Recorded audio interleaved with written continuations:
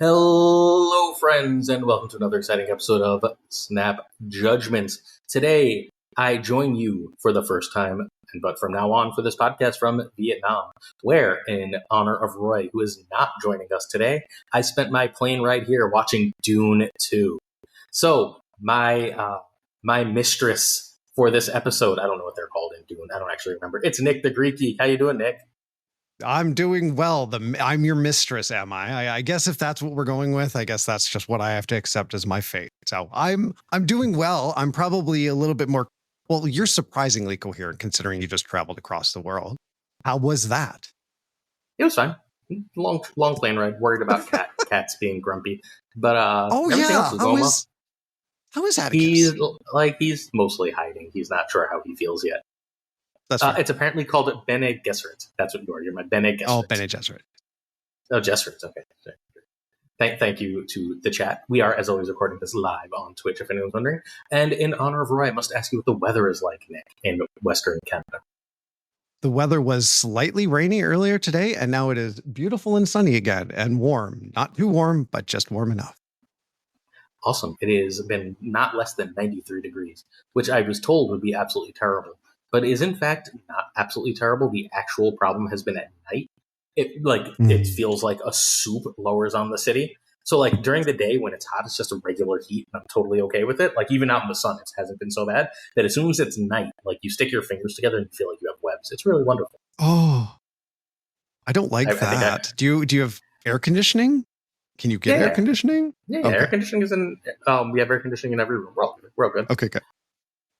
In the meantime, we are joined by two wonderful guests today. First, joining us for the third time, runs together. It's the Surfer King, Heart of the Cards. How you doing, Heart? Hello, everyone. I'm Heart of the Cards Snap. Which is happening. Surfer a lot, and immediately froze upon his introduction. I love that. Is running a maybe he's busy thinking. And I he's am the really surfer thinking. Representative. Oh, there he goes. We got him. He froze immediately. All right. I will repeat that. Hello, everyone. I am Heart of the Card Snap, and if you guys don't know, I am participating tomorrow in Smiles and a couple other people's tournament as the One Trick Surfer main. I do a bunch of other content, but that's the most direct content you're going to see that will be new. Speaking of our other guest, Smiles, how you doing? Hello, I am Smiles. I am just a top infinite player. I play a decent amount of Surfer. I've been playing a lot of V-Hand lately, and I'm running alongside my buddy Dennis a one-trick invitational where we're taking 8 of the top players that like one trick and archetype Marvel Snap, putting them in a tournament and see how it goes. Where can our wonderful friends watch that or watch the VOD depending on when we get this episode up? Yeah, so we're going to have 2 days of tournament. So on Saturday at 1 p.m. Eastern Time, we're going to be streaming live all the games from our double elimination bracket on Husky Puppies 35, Roram Plays, Cougar, and Perry Manilow's Twitch channels. And then on Sunday, you'll be able to catch the money matches, which are going to be some quick one-off conquest games for some prizes for our competitors, starting at 4 p.m. EST on Husky, Cougar, and Roram's channel. Awesome. In addition to that content, Smiles, you have a YouTube. What is your YouTube handle and what is on that channel? So my YouTube handle is Snap Academy YT. I'm just starting out. I'm going to be covering a lot of educational Marvel Snap content. I have a tips video that is getting ready for upload this weekend. I also have my own podcast on that channel, which you can find with myself, Dennis, and Zenaid. We try to do it at least once a week, and I'm going to try to upload multiple times per week, starting now. So I'm sort of trying to get my content up there, but you're going to be finding a lot of educational content and a lot of in-depth deck guides. Speaking of educational content, Hart, can you tell us about your YouTube? Right now, I actually have 2 YouTubes. I've just started a second one. I didn't know. Right now, I mainly do Snap content on Heart of the Card Snap. I've started a second channel because for those of you who watch my streams a lot, I randomly talk about anime a lot, or like even right now I'm wearing like an anime shirt. So I'm starting a second channel on there where I might do some more scripted videos on that type of thing. And I just overall stream a lot on twitch.tv at Heart of the Card Snap. And my other two channels is Heart of the Card Snap for Snap, and then it's Heart OTC Anime for the other one. Cool. Please do check that out. Hey, so people know what your taste is before they go look. What's your favorite anime? Go. No hemming and hawing. Favorite Go. anime? One Piece. One Piece. Oh, okay. So Perry Manilow somewhere is like half asleep and smiling, and he doesn't understand why. Hey, Nikki, you stream once a week now, right? Except I do. Now apparently Except not today. Well, yeah. So, where can people find your one stream a week? You can find my one stream a week generally after this podcast at Nick the Greek Geek. That's Nick Duh with DA Greek Geek. Chaotic. You're probably not going to get the top quality Snap playing that you're going to see from the other people on this podcast, but I definitely play Snap, and sometimes I play it okay and generally do okay. So that's what you'll see. I might be playing something else even one of these days. I'll believe that when I see it. Please do make sure you check out Nick the Greek Geek, but in the process of checking out Nick the Greek Geek, stop by this stream because on Fridays at 8:30-ish, sometimes later, pending life, will be our new recording time for Snap Judgments. This very podcast we're watching on YouTube or a podcatcher live, it will be twitch.tv/BlueSky, where we record that one from now on. If you are watching on YouTube, well, you know this, but it is Snap Judgments Pod on YouTube, where we release a video every single day. And on, I don't want to promote Twitter, but I have a second YouTube that should have a video up hopefully within the week. That second video will be about my move to Vietnam and all my experiences and all the different things I'm learning and trying different foods and all that kind of good stuff. And that'll be youtube.com/@PulseGlazer, which is the same thing as the Twitch channel for Marvel Snap, because why not cross-pollinate? I'd like this to succeed. If you got the time, check it out. We also have a Patreon at patreon.com/SnapJudgments. If you're interested in supporting the show, please do check it out. I'm looking to up what we offer there, so if you have ideas, I am more than open to it. All good?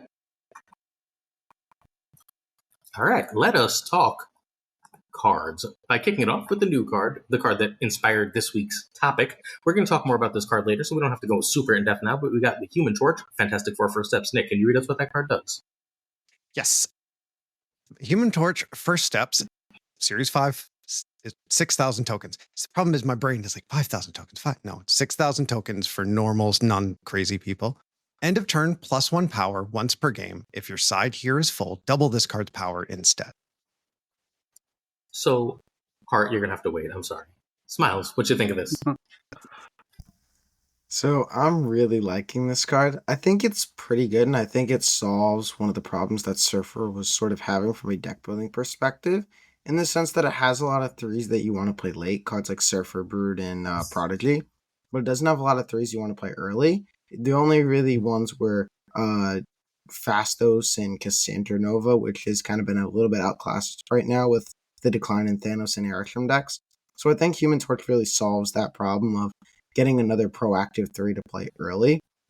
And I think that was a very meaningful upgrade in the Surfer deck. I think Surfer is now a more established deck list in the sense that there's a little bit less flex slots, but I do think that it has this extra skiller is definitely adding to the power level of the deck, and it can now go over some stuff, like it can now reliably go over like V-handed without a Shadow King interaction, and I think that it really increases the point floor of the deck more so than the point ceiling, although it also does that too. I think it's a very impactful piece to the archetype in the future, though. Follow that, Hart. I like and dislike this card. I think reasonably it's powerful. Like Smile said, it's a card that you play early. Surfer doesn't have a lot of those. But I'm starting to also dislike this card. One, because Surfer is starting to feel more like a combo deck right now, and one of the problems with Surfer being a combo deck is when everybody's focusing on beating one type of combo deck, you probably should not be playing that specific type of combo deck, and that's what it feels like right now. Another problem I'm starting to dislike with Surfer is it feels like I really have to invest in one single lane, no matter what, all the time. Because half of the really good cards that scale in this deck say fill a lane, put a lot of cards in this lane, and sometimes it can feel like you're over-investing in the lane. I think this is a reasonably powerful thing to do, but I think Surfer, like cards like this and Carter have a reasonable cost, and they provide like a reasonable weakness to the deck. But I think overall, this is probably going to be one of the best things you can be doing in Surfer alongside Carter. Nick? Yeah, I have played around a little bit with this and I've seen a couple people playing with it. It seems like it's a really powerful card. It's hard to figure out what to play in Surfer now because you've got so many options to choose from. You know, do you if you have Surge out on 2, do you play this on 3? What about playing Mr. Fantastic? What about doing there's a lot of other options that are presented to you, and this gives you another way of scaling in a lane just for no effort other than just having him in a lane. And he gets out of Red Guardian territory in a Surfer deck very quickly, especially if you've got something else in there. It's just trying to figure out what to play, when to play it. There's a lot more things to calculate. And I don't think that's a bad thing in the Surfer archetype, but I think what Hart said is right. I think it is turning into a very big combo deck. And I don't know if that is the healthiest for the game, but I think there is a lot of potential in this card, especially with the upcoming ones, to mess with end of turn. Card good. Card probably too good. I don't know what they do to it because it can't be a 3-1. I think it's a dead card as a 3-1. But like, card's good. It's really good in Surfer. It's really good in High Evolutionary of all things. It's going to be really good in the end turn deck. I haven't had time to play a ton. Sorry, Min just got here. I haven't had a lot of time to play yet, but I feel like I'm not losing with Surfer, so I kept like moving on from playing Surfer. And I wasn't losing with High Evo, and I should definitely be losing with High Evo, right? Like, that's what you play High Evo, you should lose games of Marvel Snap. That's how that works. I'm not losing with that either. And a lot of the times, what's winning me the game is seeing this card early. And once I can figure out if the opponent's trying to compete in that lane or they're trying to abandon that lane, there's a lot of like, what's the word? There's a lot of tension on the opponent side of the board that doesn't exist for me as the player of the card. Right? Like, once I can figure out what my opponent's doing where I've played this, I can determine if I actually want to play there, if I want to just use this as a distraction, forcing them to compete there. Because, like, all I have to do is drop a Brood there, and, like, all of a sudden I'm way over the top of everything they're trying to do. So, like, so that means that they have to power there. But I don't have to put my Brood there. I can just, like, let them compete and power there and try and go somewhere else. And other decks are committing sooner. Surfer shouldn't really work like Bounce, right? But it's starting to more and more feel like I'm playing a bounce deck where I'm just not committing power early in ways that, like, I can't move around in the late game. And it's been a very, very powerful proposition for me. I think Surfer's probably the best deck right now. If not, like, the best singular deck, I think it's probably the best archetype right now. Like, if you just wanted to, like, put 12 cards in a deck and, like, Surfer a bunch of 3-drops, whatever, with that combo, I think that's the safest way to, like, just climb and grab cubes right now. And a lot of that comes down to Torch. Follow-up thoughts? Oh, I have a bit of a thought on that. I think Surfer might be the most powerful deck right now, but I've also been playing against Sarah Tech decks with Laufey. Every other deck I played has Shadow King. I played mirror matches with Shadow King, and it feels like there's definitely an effect right now where I don't think it's the best deck in the game because literally everything feels like it's trying to answer you, which is most of the time meaning you're not the best deck in the game. It's usually the thing right below that. I think probably V-Hand reasonably is the best deck in the game right now. So where you play, yes. Right? Like, in Top Infinite, I very much agree. But if you're playing at rank 3000, you're going to see a big smorgasbord of stuff. People aren't targeting you nearly as much. Or if you're pre-infinite, right? Like, you're not going to see the exact same things. You're not going to see people hard targeting. People are just going to play sort of whatever they can for whatever cards they have.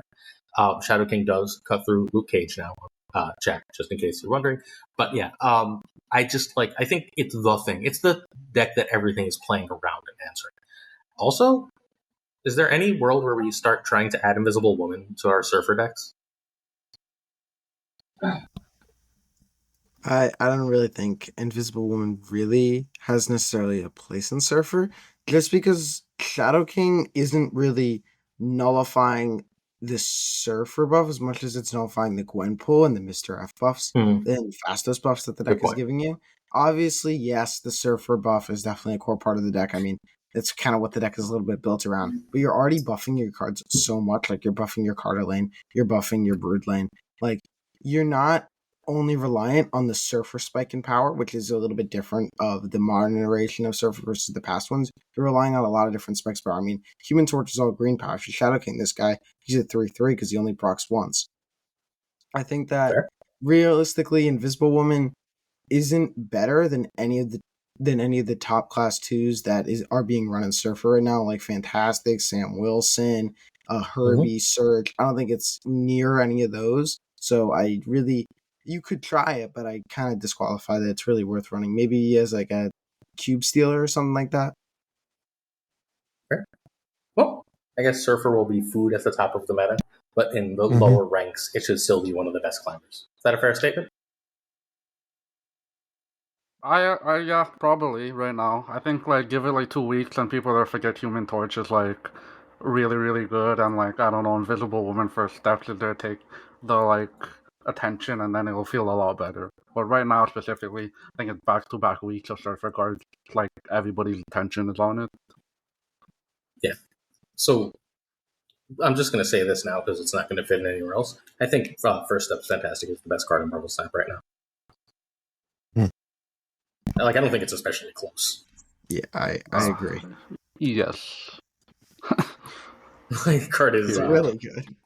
It's like you just get an occasional Surfer buff just because you had a card in your hand. It's ridiculous. Not even for the buff sometimes. Some decks are just really, really good with the cost reduction as But well. Look, there's something for everyone with that card. Like Tribunal loves that. It's absurd. It's absurd.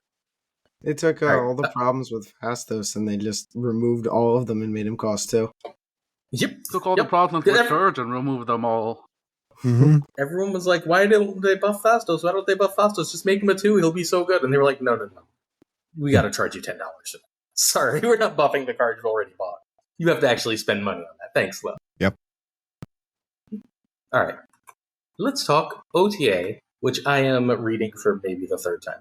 Let's go card by card, starting with Zabu, who is now a 1-1. Hart, why is Zabu a 1-1? How do you feel about it? This is my first time seeing these OTA changes. I have not played the game since the OTA. So I think Zabu at 1-1 is reasonable. It's like a lot of tech deck. Zabu is probably like the second best, if not the best 1-drop. You just put him in a deck, get cheap 4s, your game plan's done.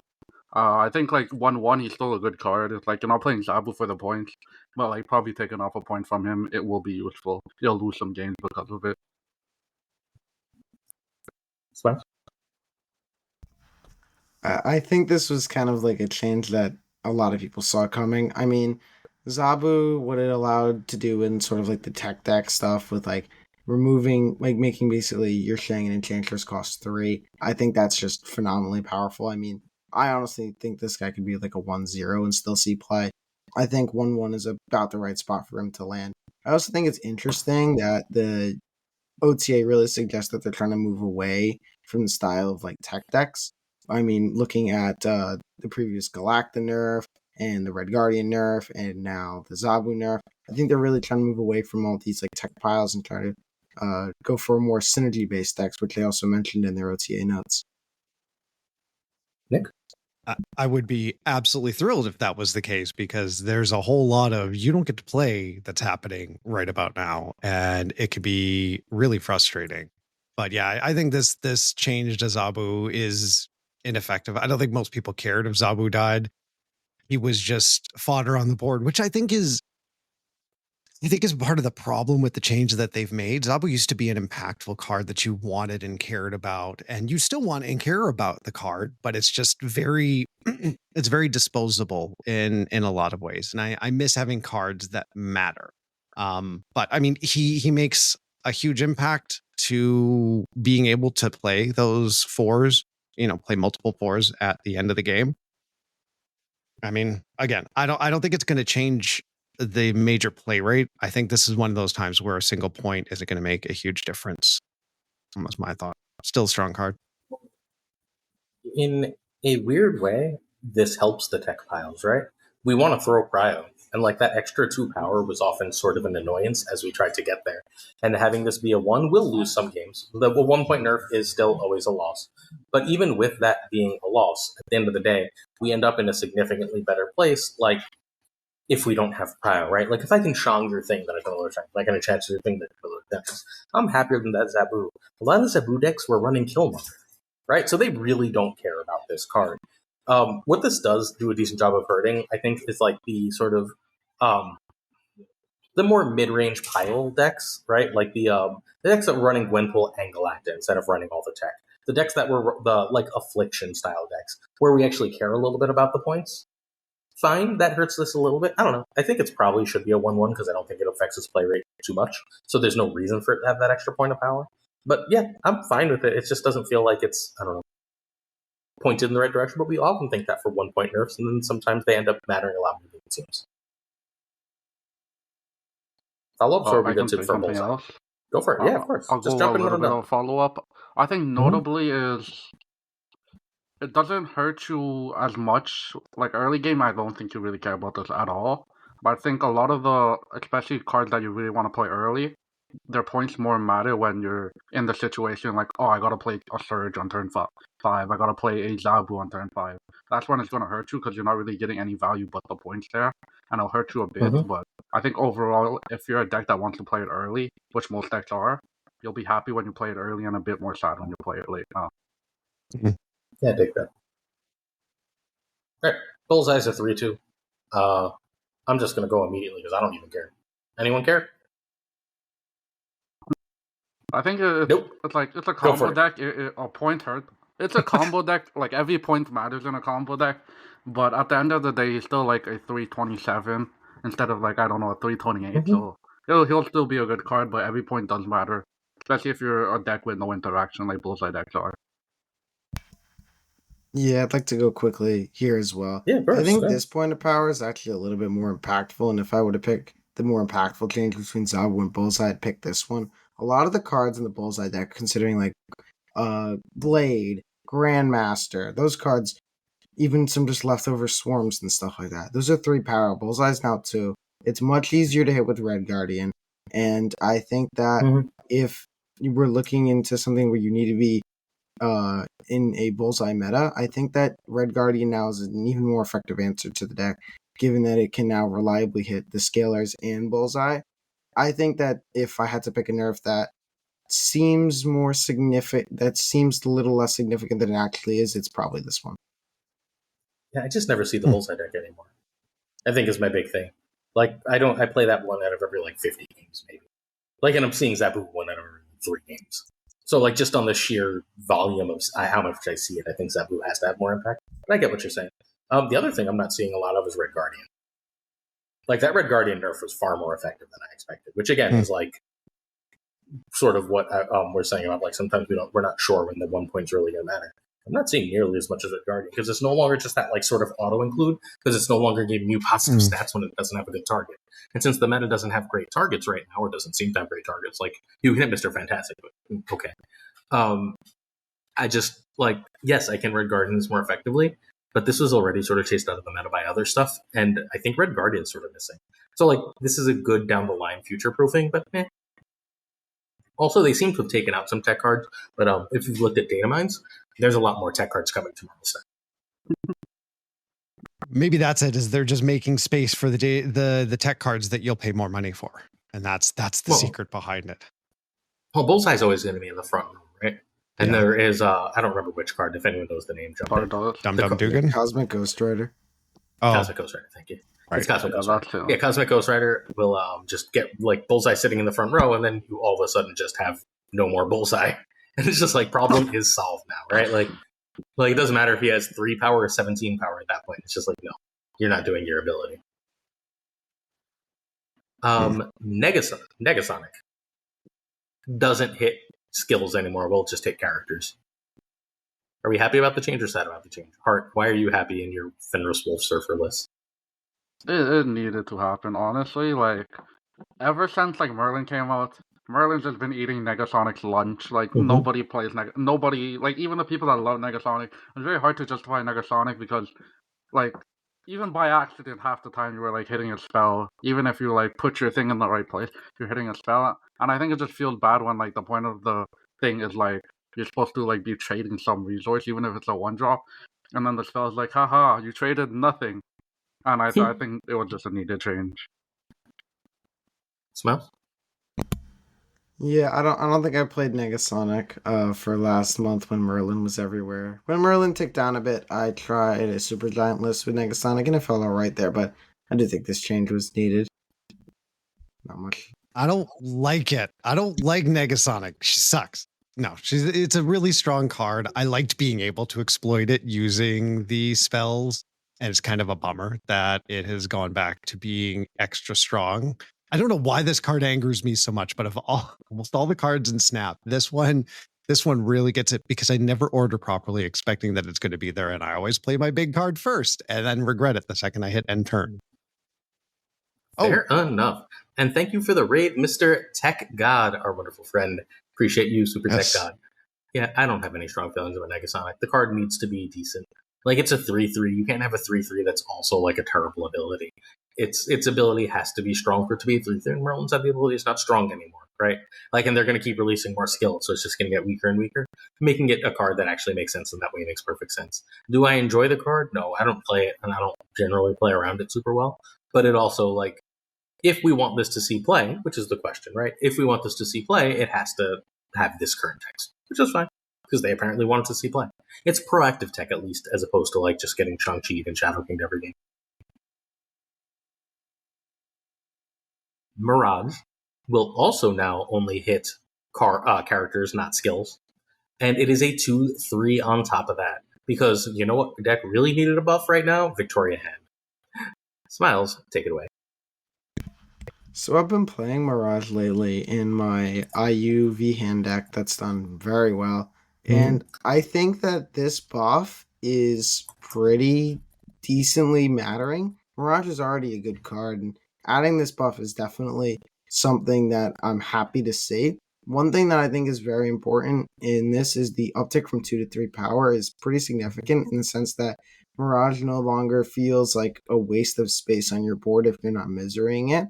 3 power like legitimately feels like a decent body to have out there for 2 cost. So I'm no longer like hyper focused on I need to put this card in the lane I'm gonna misery. I mean, it's still probably beneficial, but it's no longer like necessary.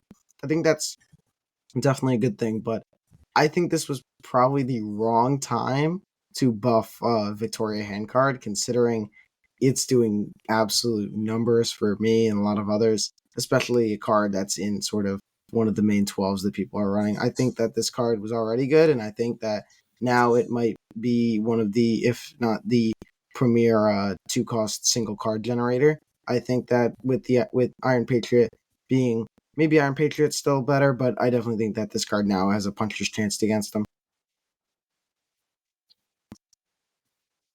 Heart?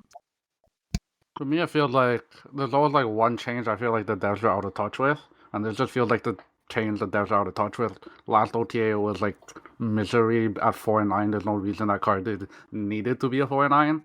So I feel like there's either something they don't know about V-Hand sucking absolute terrible, and there's like some hidden, I don't know, MMR bracket where V-Hand just sucks terribly compared to everything else, and it needs like 3 buffs, and the third one's coming next OTA. Or I think they're just a bit out of touch with they are just buffing genuinely strong cards to be better. And like I think this is going to be impactful because it's already in a good deck, and good decks getting more points means the deck is stronger. Yeah, this was one that kind of surprised me a little bit, considering they just buffed like Hart was saying, they just buffed Misery, they just buffed this. It's fascinating comparing the stats pre and post infinite, like top, 10% infinite versus pretty much everything else. The disparity in the cube rate makes me think that there's something to the skill level of being able to use cards like Luna, Misery, Ancient One, and Victoria Hand, knowing when to play them and how to play them, that I think is limited in the pre-infinite area. And I don't know if the devs, I don't know if there's something that they know that we don't, or they're trying to do something. I don't know. It's kind of baffling to me, some of the changes that they've made, but Mirage is definitely a card I've seen a whole lot more now. Like a whole lot more. I think they just like when certain decks are powerful. Surfer doesn't get nerfed all that often. Like, honest to God, it doesn't, right? Like, they don't mind when Surfer is powerful. They don't mind when Victoria Hand is powerful. Those are powerful decks, but they're synergy combo powerful decks, and that's where they're trying to push the game. So that seems to be where they're pushing their power. It's part of the reason they're releasing so many new Surfer cards, right? if synergy, like these powerful decks, are where they want their power to be in the game, then it makes sense to buff Mirage. Do I think they should have done it? No, of course not. I don't think anyone like at Top Infinite's like, where we'd like some more power, Mirage, right? Like, no, the Victoria hand decks are really good. But if that's where they want to concentrate power, because Mirage doesn't go in decks with Shang-Chi or Enchantress, right? And they're trying to concentrate power there. Like, you're not probably running Shang-Chi or Enchantress in your Human Torch First Steps list. And if they're trying to push us away from that, then they have to push power somewhere else to get us away from that. Because we did just have like 4 or 5 months of variations of tech soup, whether it be Thanos, whether it be Surge list, whatever version you prefer of tech soup being the meta. And so, like, if they want synergy, they have to put power in synergy. And okay, I wish they weren't doing it with Mirage right now, given where we are, but I get it, and I'm not mad at it. We good? Yep. All right, the Thing is a grower, not a shower. He is now a 4/7. Does it matter?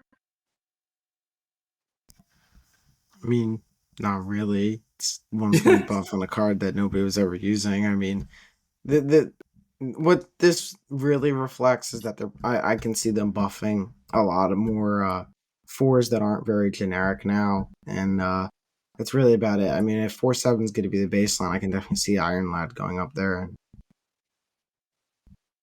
that kind of stuff. Heart?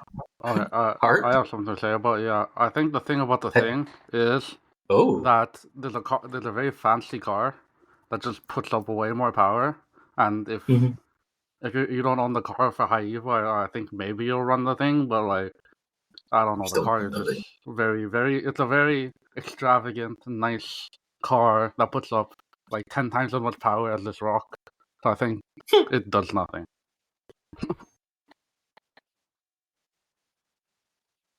So Nick didn't speak, so I have a thought. Oh, sorry. Yeah. It's okay. Nick just stared into space having thoughts. So I think that this is the Shang-Chi nerf from a million years ago, where Shang-Chi went from hitting 9 to 10s, and just everything that basically half the game under 10 power needed +1 power to really be a card, right?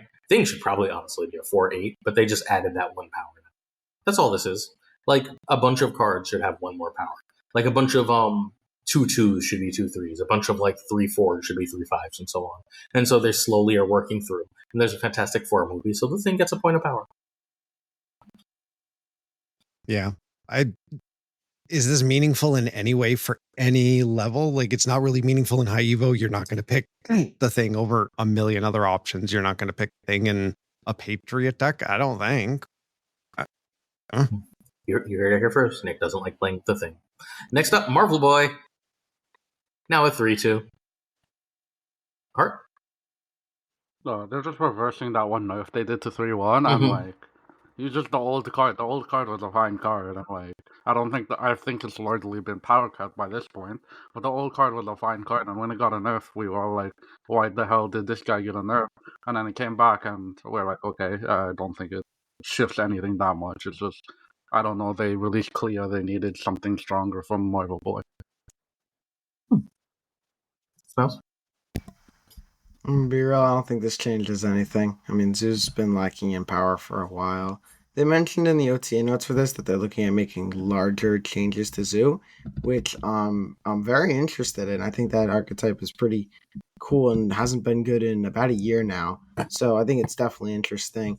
I know with some friends I was joking with that Marvel Boy with the State of Balance, like when this was like just after Carter had gone to 3 cost, that it's going to be made, Marvel Boy is going to be the data mined +2 that it was before release. But unfortunately, they didn't go with that level of power creep. But I definitely think that Marvel Boy, it needed to happen. Zoo needed a buff.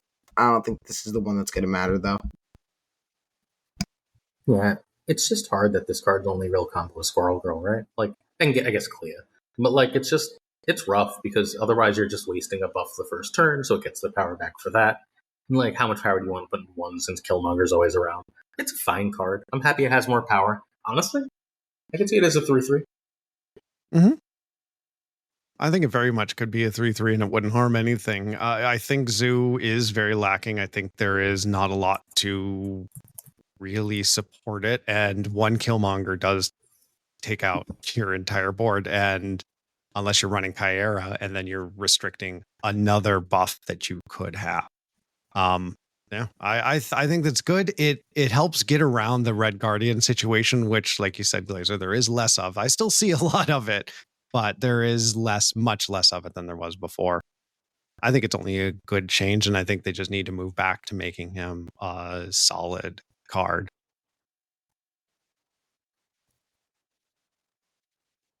So I just want to call back to one thing that Bit in chat brings up. Kang has gone untouched. We were told Luke Cage was changing. How long ago now? 6 months? Right? Like, just because they say they're examining bigger moves for Zoo, doesn't mean they actually are examining bigger moves for Zoo, right? And if they do, are they going to examine bigger moves for Zoo through an OTA, or are they going to release a new OP Zoo card that we could, like, have to buy? Seems like the latter, right? Like, I'll believe they're going to, like, just be like, oh, Marvel Boy +2, oh, Kazar, you have Kazar, right? Kazar is now a 4-set, like, any of that shit that would actually matter. I'll believe that when I see it. I expect them to either release a new pay card or just say shit and then not do it.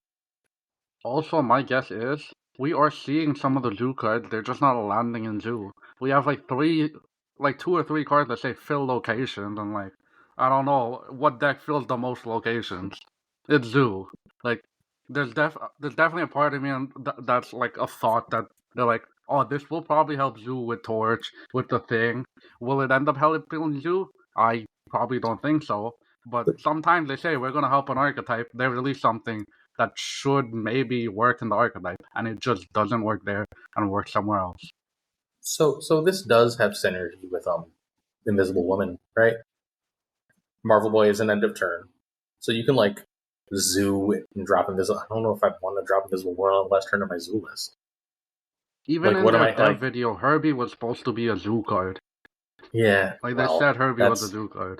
That's hilariously ridiculous. But like, I don't know. It's just I like Marvel Boy a lot. It's one of my, like, anytime I can stick Marvel Boy in a deck, anytime someone has a Marvel Boy deck, like there's certain cards that if you like send me a deck with and like have any kind of decent rate, like you send me a good Marvel Boy deck, I'm featuring a good Marvel Boy deck, right? Like that's a cool deck. But like, I don't know. Is this a card that's ever gonna matter? I'd be a little surprised. It's a lot of power too, right? It's like a 3/14. Whatever. And it can definitely be annoying, especially with Clea. But again, the build up for that is a lot. Yeah. Jennifer Kale is a 2/3. Yay! I'm happy. I like her as a 2/3. Smiles? I bought this card a few days ago to play Tribunalist, and I mean, it's certainly one of the cards of all time. Shh, I I'm was sharing hyped that about list on this. Monday. You gotta wait. The Zen list? Oh no, not the Zen list. I played okay. I played a Hellinger list that was semi-based. Okay. Oh, that one? Okay, yeah, that one too. Honestly, it's been my second best performing deck post Infinite this season. But second of all, I mean, this buff is just, it's fine. I mean, I think the best home for Kale was kind of nerfed before her release, so I'm not really excited What about home Kale was anymore. that? I was thinking that I was working on a IU with Sarah, like a surfer ramp build that I think was honestly not looking terrible, but this buff just, with the IU buff, just kind of made it so that doesn't happen anymore. Can they get us some variants for these damn cards? We're still like at least a month, 2 months out, because it's September is Kale's first variant. We just got our Agony. Agony was the first of the series for us, and we just got. And you can bet I snapped that one up. But we need some still more. Like, there's so many that are still lacking, and I think it's stupid. But for whatever reason, that holds me back sometimes from playing cards. Is that dumb? Absolutely, it is. But when she works, I think she works really well. But it's going to be interesting to see what people cook up with her. I think it's the upcoming deck that you're going to be featuring that Smiles never mentioned. I think is going to be really solid, and I'm interested in seeing how it goes because we haven't seen a tribunal in a long time at this point. You didn't watch the last video before I left because it was definitely there. It's fine. The whatchamacallit? The Hell Enjoyer list has been around. I'll enjoy right. list is like a real list.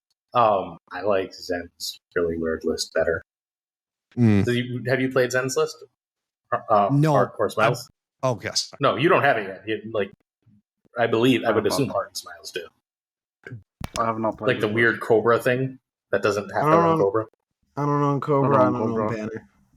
list. Okay, well, you don't have to. You just want to. Heart? Yeah, I don't own either of those cards either. I think Not owning the good cards. What's wrong with you? it's not going to be impactful because Kale's not a mid-range card. If you're playing Kale, you're probably playing some sort of like very combo-y deck that just likes energy, aka Tribunal. I played hella enjoyed Tribunal. Kale felt great in there. Like whenever I had Kale on board, I felt like those turns I was hitting like 8 energy, and I'm like, oh my god, I'm just doing everything here, and my Tribunal's a million power. I felt really good. I think the point in like Tribunal, like does Tribunal really care about a point? Probably not. But I think a point probably will help you in some games at some point in time.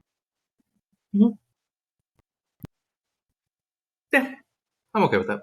All right. I don't feel like I want to talk about Kale much more. Green Goblin though is a 3-4 because Merlin said you can't play this card, so it might as well have an extra point of negative, right? Heart. This is a card that I don't really care about right now, but it is damn sure a card I will complain about if it ever becomes meta again, Clog.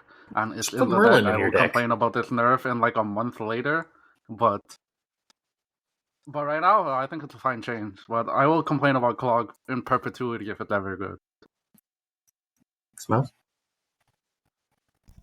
I don't like Clog, so I don't like the change. But in general, I think it was probably needed. I mean, Clog has gone extinct, and I'm not complaining, but I think that Clog definitely needed some points here. I mean, with Merlin existing, you're probably just instantly, realistically losing way more games than you were. I mean, before Clog had a few bad matchups, but one card swinging an entire matchup, especially when that one card is very present in like almost every deck for a month. I think that it definitely needed support, and it got it, but I just struggle to see that this is going to do much in a world where Merlin is still present in quite a lot of decks. But if Clog ever becomes like semi-meta again, I will be complaining about this, I think.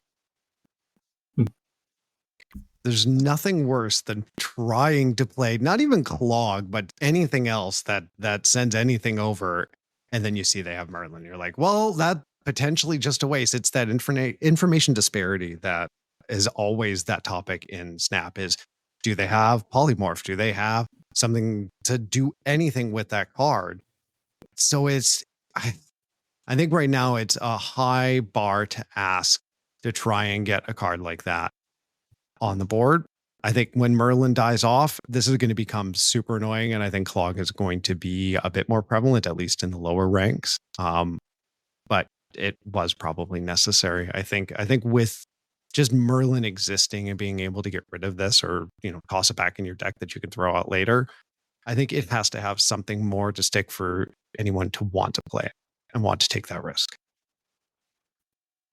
This is easily the best Destroy has ever been to. Like, easily the best Destroy has ever been to. Like, I shouldn't be winning games at High Infinite with Destroy or High Evolutionary. That's not how Marvel Snap works, right? Like, those decks haven't existed at High Infinite in real ways in years. And, like, I think I went, 9-0 with Destroy the other day, just, like, a casual Nimrod deck. And just stopped losing. It was, alright, cool. Like, Green Goblin is just okay. Like I played against. I was trying to get dailies done because I was like at the airport between flights, right? So I'm just trying to get dailies done, so I'm not snapping. And my opponent's like, I got him clock. And then they're like emoting snapping me as I'm like, here's a Venom, here's a Carnage, have a great day. And it's just like you just win, right? Like there's so many I win buttons against Clog right now that I don't care if this got the point. Eventually, Clog will be good again. Just please don't ever put White Widow back to the way she was. And oh God. One of my least favorite cards in the history of Marvel. And this one I don't even know what to do with. Doom 2099 is now a 4/4, but the Doom bots are still 0 power, so I don't know if I care. Invisible Woman first steps, once more. End of turn abilities. Heart? This card is absolutely terrible. I don't think you guys realize how bad a card that spawns 0 power is, even if they're getting buffed, a 4/0 on the board is not good. And you can cope with Invisible Women and say, oh, Invisible Women is going to bring me back pre-buff, pre-nerf 4/1 Doom bots. But like, pre-nerf 4/1 Doom bots weren't even in the meta, so getting those extra Doom bots to get what you already had before the second nerf that was unnecessary. It's like, this card's dead until they give at least a point to those bots. And until I see a point to those bots, I'm never thinking about Doom 2099 as a real card. Miles, please. Yeah, I'm happy that a lot of the Doom 2099 players actually got a buff they were asking for. I know there was a pretty comical Reddit post about somebody saying they were gonna, what's it called, sue Second Dinner for nerfing him or whatever. It was found out to be joke. I found that post hilarious. I love that post. I please play this deck. It's so easy to math.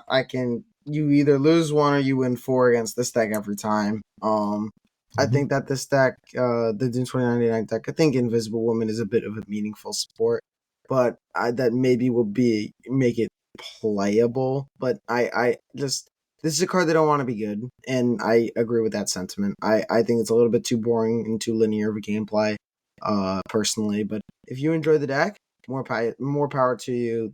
Invisible Woman will be a great card for you, and the 1 point buff.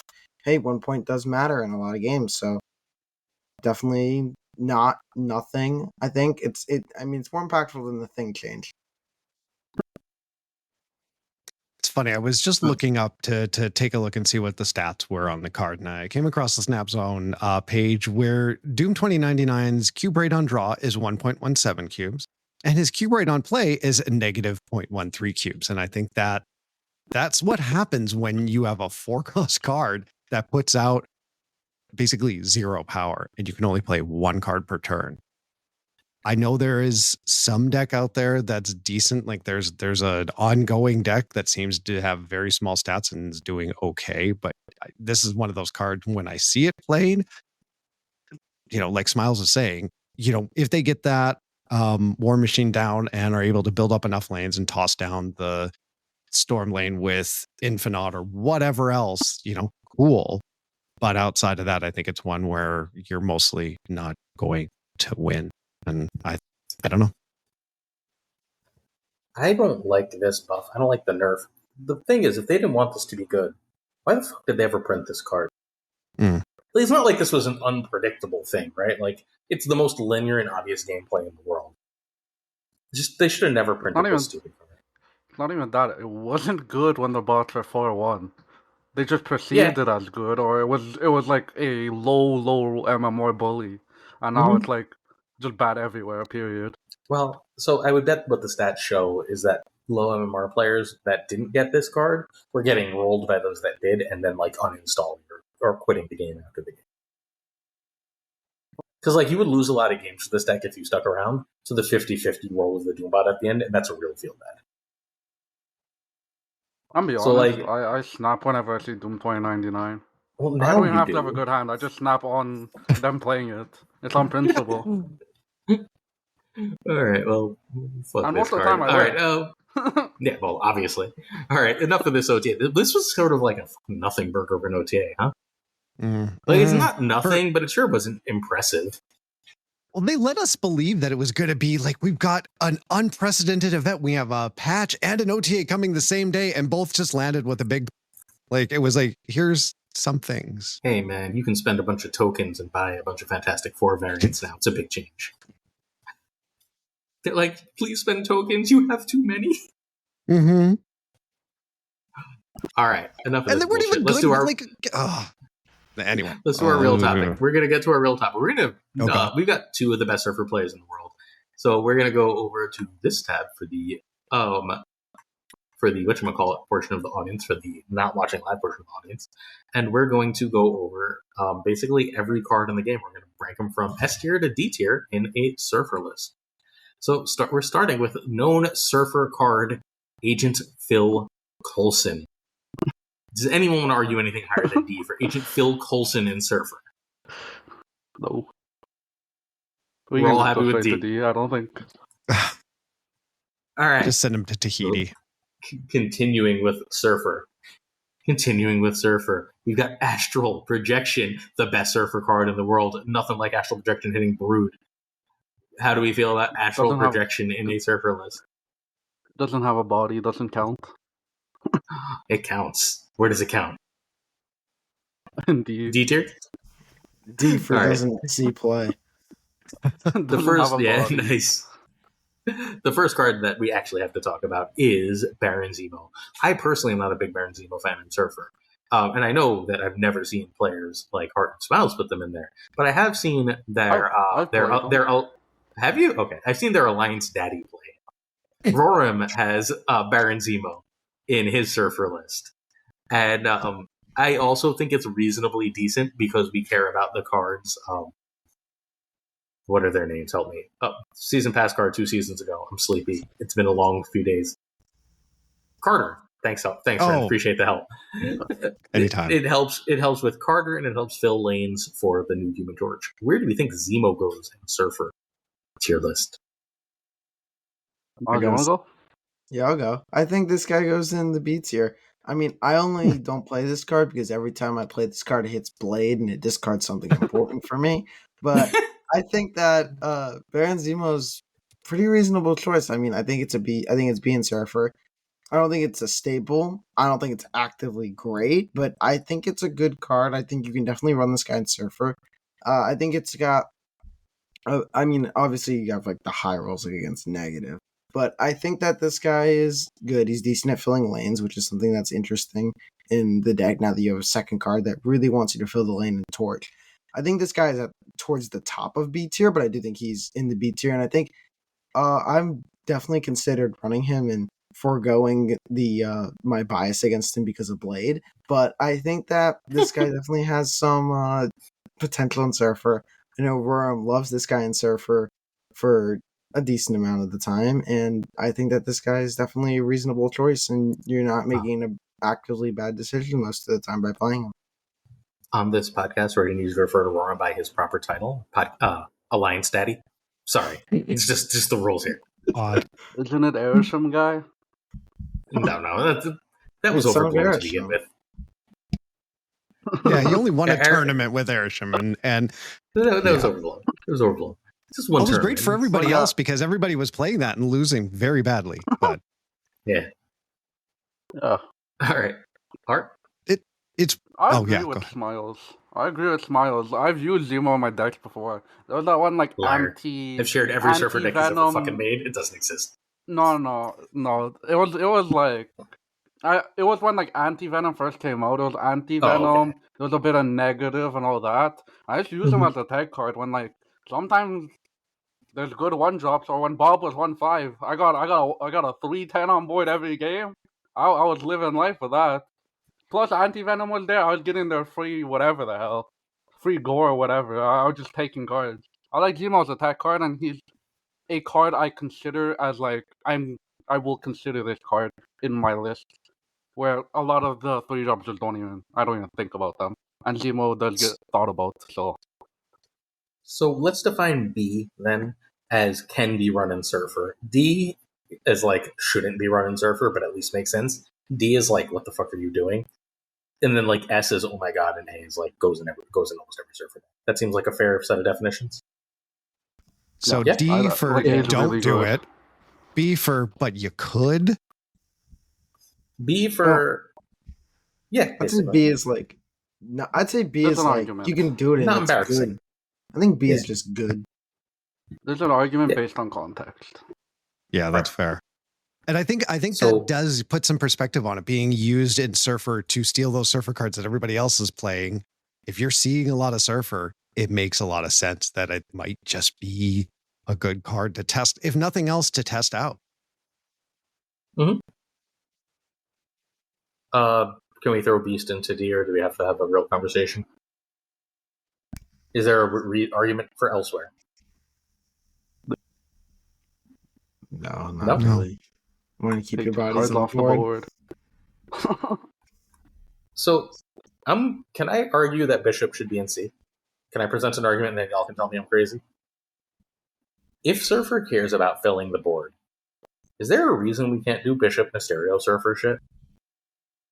Like, in that deck, Bishop's like a 3/11.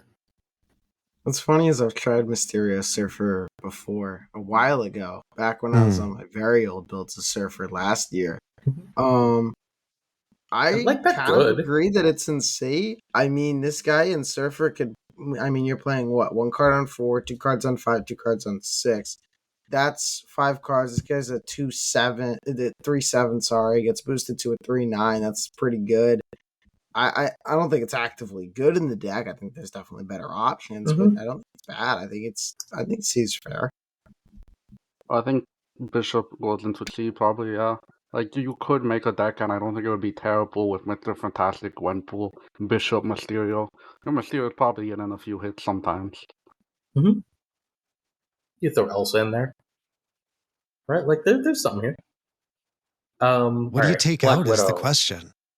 Well, it would be a totally different build, right? Like, you don't run it in like a regular build. It would just be a totally different build of Surfer. That's not as good as the main build, which is why no one runs it. But it's like there's no Surfer list that's ever running Astral Beast or Coulson. You can't even argue alternate build at that point, right? You're just running bad cards. Like, that's the difference between those two. Fair. Is Black Widow D or C? Speak at the same time. Go. D. It could be C if we're ever in a Aerosham meta, and Aerosham is at an 80% play rate again. But otherwise... You don't even want to play this against Aerosham. Like, who cares? Yeah, but then you can can play the good Darkhawk in your Surfer deck. But you can play Darkhawk in your Surfer deck anyway, because you're running it for Aerosham. Otherwise, you're never playing. Yeah, but people don't have 100 cards in their thing right now. Yeah, so you shouldn't. So D. So there's an argument for C, but otherwise it's just D. There's no... You're outvoted 3-1. All right. Zenade in chat is just like, we're like, oh yeah, it's a crappy card. Zenade's like, it's so good. Yeah, look, Zenade likes every terrible card in Marvel Snap. Yeah. Like, if Zenade says the card is so good, that's a really good argument for it to be in D. Am I wrong? I mean, touche. You're not wrong. That's a good argument. Next we have... He's very upset. Next we have our first S tier card, and I will be shocked if there's much discussion or argument here. Actually, let's explain for anyone. Hart, why is Brood an S tier card in Surfer? I can explain it very simply. Times 3, no conditions. He's just times 3. You need spots on the board. And generally, you have spots on the board. Smells? Anything to add? Times 3. Very powerful. Notice how nothing in this game says triple. Well, in a way, both Brood and Agent Carter do, right? Or Captain Carter. Well, in a That's way. what makes them so good. The word triple isn't in the Carter game. does say triple, but the thing with Carter is he's a conditional triple.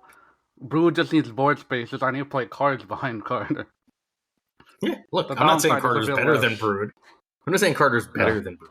Brood is also harder to shang, right? It's harder to interact with. Yeah, he also does say triple, yeah.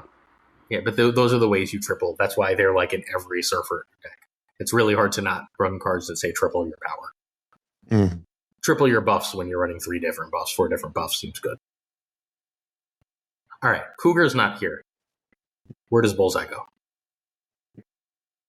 Smiles, take us away. I put him in A tier. What? I'd agree. I think A. Dakin is good with this guy. I mean, I don't specifically like for Surfer, not like in every list. Because it's the one card that I consider like very good that I don't own. But I mean, Cougar's proven you have success, that you can definitely have success running this guy in Surfer. I mean, I think has Cougar proven that, or is Cougar just really good?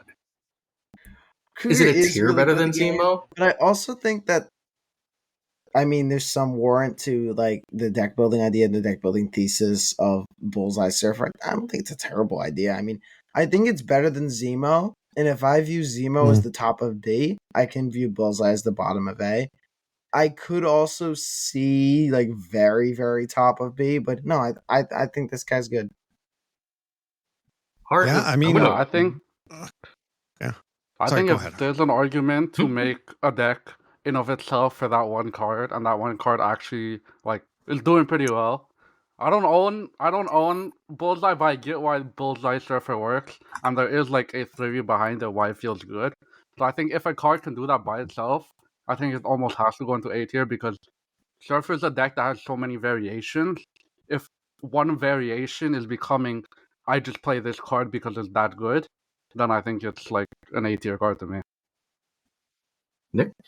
Yeah, I mean, Perry just posted about hitting infinite, and it seems like a very strong deck. You got a lot in there to do buffs at the very end, and you can hide a lot of those buffs until that very last part. But the fact that you've got Bullseye in there literally for one card is kind of crazy. I know there have been some situations where we've done that, but literally, what else? It's only there for Dokken, and that's it. So, like, I would have had Dokken in the A tier, because Dokken's what you actually want to buff. Bullseye's just a nice way to enable Dokken. Like, I don't care about Bullseye, like, at all in the list outside of Dokken. And, like, but I can do Dokken things, like, 5 other ways. Like, I'm I can down with off that. We can put like Bullseye on B. We can put Bullseye B and then Dokken A. I'm cool I'm with down that. with that. Alright, cool. So we can put it above Zemo. I think it's fine above Zemo. It's just like, Dokken is what makes that deck, right? Bullseye's in that deck because he says 3 and works with Dokken. But, like, it's not a deck. Like, if you remove Dokken, that deck is gone. But if you remove Bullseye, that deck still somewhat exists. Mm-hmm. I mean, Yeah, I'm fine with that. I think Bullseye is the only thing keeping Dokken relevant. I mean, I could probably count on 2 hands the amount of times I saw Dokken before Bullseye released.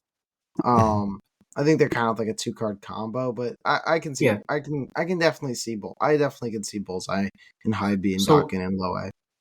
So here's my basic argument. If you draw Dokken and don't draw Bullseye, you can still do things. If you draw Bullseye and don't draw Dokken, you just draw a dead card. You draw 3 too. That's fair. Yeah. All right. Be ready to put another card in D? We're going to have so many D tier cards. Anyone want to argue for Kyra above D? Remember, this is specifically for Surfer. 6 and 1s. In Surfer, all those 6s and 1s you run in Surfer. Yes. This might be F tier. I'm not gonna lie. Make a tier below. D tier is F tier. It's the same thing. It's just the shit we don't care destroy your own Nova. What can you even do here? You can. You got to protect your shard when you have to play it. Obviously, you want to save the shard on the board. Yeah, I think this is safe. This is great. I mean, Glazer, you showed us your Nova. You showed us how beautiful your Nova was. You don't want it to die. You want to protect it. You want to keep that Nova so that everybody can see. Rainbow Nova. Just it's gold and rainbow and squares. I love real good. Surfer. Look, I like Nova. Like, I like the character. I think it's a really cool card. It is completely fucking unplayable right now, but it's a really cool card. Captain America, Steve Rogers. Is there an argument for C? Because Captain Carter is a card that exists. Like, you can run it. Definitely an argument, but you can. for C. Yeah, I'd put this in C. I think this. I would argue it's not D, so it kind of has to go in C. It's not. There's also a card Sam Wilson that exists. You could just Sam Wilson, Captain Carter. I mean, normal Captain America. It's not the worst thing. There's got to be some argument that Ongoing Surfer is like almost a deck. It's not a deck. Don't get me wrong, but like it's almost a deck. If they release like 2 ongoing 3s. No, yeah, it's almost a deck. It is. It's close. It's just not a deck right now. Make normal Mr. F a 3/2 and yeah, there you go. It's better. 3/8. All right. Yeah, you can shove in your Carter lane, give power elsewhere while Carter buffs it up. Yeah, not the worst. Yeah. All right. So Carter is definitely a S tier based on what we're doing, right? Yeah, I think that's very large. Triple your buffs, but be vulnerable to Shang-Chi and Juggernaut and shit. Vulnerable to Shang-Chi, I don't think. I've never got my Carter lane strong almost. I think really what he's vulnerable to is Enchantress and Shadow King, but like that's every card Shadow King. The problem with Carter is you just play Sam, Shield, and Surfer. None of those guys are going above 10. You just put like little guys there. I'm sure. Even Brood. She's really, really good. Brood's a bunch of little guys half the time when you're putting it behind Carter. All right. Next up, Cassandra Nova. This is hard, right? The least B. Like where you got it? You think it's A? I think it has an argument for S. I don't think it's S. I think S. It's not S. I think S is staples. I think S is like Brood, Carter, Surfer, Gwen, Juggernaut. Galacta, and like that's about it. Like Juggernaut. maybe Torch. We'll see. I think this is like a textbook A card. I think it's one of the best 14 cards you can run in Surfer at any given time. If there's a lot of Thanos, a lot of Airsham, it's definitely in the best 12. Even in the mirror, it's good. Yeah, I mean, with all the affliction it's bringing, can flip matchups versus Cerebro, forcing them to draw their cage as well. I think this card is good, and I think it's close, and I think it's very close to the very top of A. But I just don't see it as a staple in Surfer as much as I see it like an all-star supporter. Yeah, I'd agree with A. But does it go high A or does it go low A below Dokken? With the fact that you're getting a 3/6 most of the time if you draw it on curve. It's not a 3/6. It's like a 3/8 or 3/9. Fair, but over another 3, like what are you taking out to put Nova in over something else? The problem with most modern builds of Surfer is they have very few things they actually want to do on turn 3. Mm. And Cassandra Nova just being a you set it and forget it on turn 3 is, I think, what makes her so good, or at least what makes her so good in the Surfer that I like to play. I would agree with that. I think one of the weaknesses of Surfer is, like, you almost get a premium for being an early card because legitimately, if you look at, like, the best 3 drops in Surfer, you're like, why is there 24 cards I want to play on turn 5? And you're like, I cannot put all 24 of these cards in the deck because then I have nothing to play early. So you just, like, whatever card that feels good to play early almost gets a premium. And that's why Torch feels particularly good because he's, like, one of very few cards that says, oh, play me early and I do good stuff. Can we actually skip ahead then for a second? Because that's long been my problem with Copycat. Because Copycat feels like I put it in the deck like a card I want to play early in Surfer, but like half the time it's not. You know what I mean? Like, so it ends up frustrating me more than it does. And I know you guys run a lot of Copycat in Surfer, but I need that early play. And when I run it as that early play, it ends up not doing the early play thing for way more often than I like. To me, I think that keeps it in lower A, but I could easily be wrong. Where do you land in? I put Copycat slightly above Cass and high A. I think it's probably one card better than Cass. I think it's the single card better. I just think that the information asymmetry in the variant that it brings to a normally straightforward deck is very impactful. I think that although Cass is a proactive 3 and it definitely fulfills that role very well, I think Copycat just brings so much like variance to the deck, which is the other thing the deck is lacking. A lot of its play patterns are pretty linear. It brings a lot of unpredictability that I think is kind of crucial if you want the deck to succeed, especially in a tournament setting. So I think that Copycat is definitely a little bit better than Cass and Surfer. I definitely think they're both A tier, though. I think they're both all-star support cards. I don't think they're the main stars of the show, and you can definitely run Surfer without them.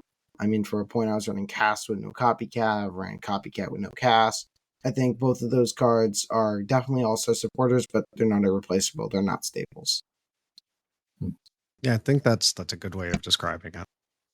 I agree, and one of the things is, like, if you're Copycat and Iron Man and you really want to hold it, you're winning that game because you're Copycat and Iron Man. I don't care if you're playing something suboptimal on turn 3. You have a goddamn 3/5 Iron Man. Otherwise, I'll just slam it down early. If it's like something the that's not and Enchantresses and stuff. Right? Like, I that's just slam what... it down. I don't care. They're running Shang and Enchantress. It's a tech deck. I'm not shanging anything. Fair enough. You used to be able to before they nerfed Galactus. So it's not a Surfer card, so it's probably in D, but Cerebro's really fucking good right now. Where are we on Cerebro? D? I mean, as a Surfer card, D tier. As a general card, honestly, like maybe S tier. This card annoys me. I think it's I don't like it. When Cerebro's on Copycat, it's pretty nice, but yeah, D tier otherwise. I remember there used to be the old Cerebro 4 Silver Surfer deck, and that's the only time I've ever heard those two cards in the same sentence. Wait, actually, no, I was about to say, I thought Galactus was 4/5. Galactus a 4/5. Maybe we could run like Cerebro and then Brute. Oh, she's not +3 anymore either. Never mind, it's gone. Or the same, maybe you can buff up your Galactus and your Brood, but you can. It is a non-existent card. All right. Speaking of cards that don't exist in Surfer, Corvus? D.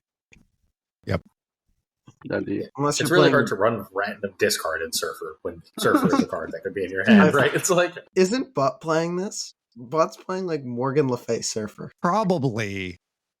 it Morgan doesn't Le count. Fay Surfer, that does seem pretty cool. But It's like, pretty if cool. Butt's playing it, it might just be D tier. If Bud is Because Butt playing it, it doesn't might play just be good D tier. lists. He just plays lists. He Period. won SnapJudgeGlazer League with the fucking combo. And like you could Course he see, we called the games, and like he's literally not making the right play so he could go for the combo in the finals, and then he won anyway. Yeah, It's absurd. Butt's a beast, though. He is a beast. It doesn't count. Like, He's I so kept good. playing against him on move, and that was like the scariest thing to play against. But with like Hellion and the ability to move his entire board. A conversation that I often have with, I need to get this fucking thing zoomed out, but a conversation I constantly have, I don't know how to do it. It's just, I'm going to push the computer further away from it, hope for the best. A conversation that I constantly have with Cam, or I used to have with Cam, I guess we haven't had it in a while, is like, he'll just be like, I'm not showing buttless. You show buttless. No one else can play buttless. Butt can play buttless. And like, yeah, but there's so much fun. We just have to share them with people. He's like, but no one else is going to be good at them. Like, it doesn't matter. Just like, they're so cool. You have to share them. The list he made top 4 with in the first, whatever it's called, Gauntlet, had like a 40% win rate. Like 40% win rate people with had high a- cube rate doesn't matter then, right? no, it was no. Yeah, it matters. Because it didn't have a high Q rate in anyone but Butt's hands. Yeah, Kind of but like the Roram deck? No. Roram deck was actually a good deck for good plays.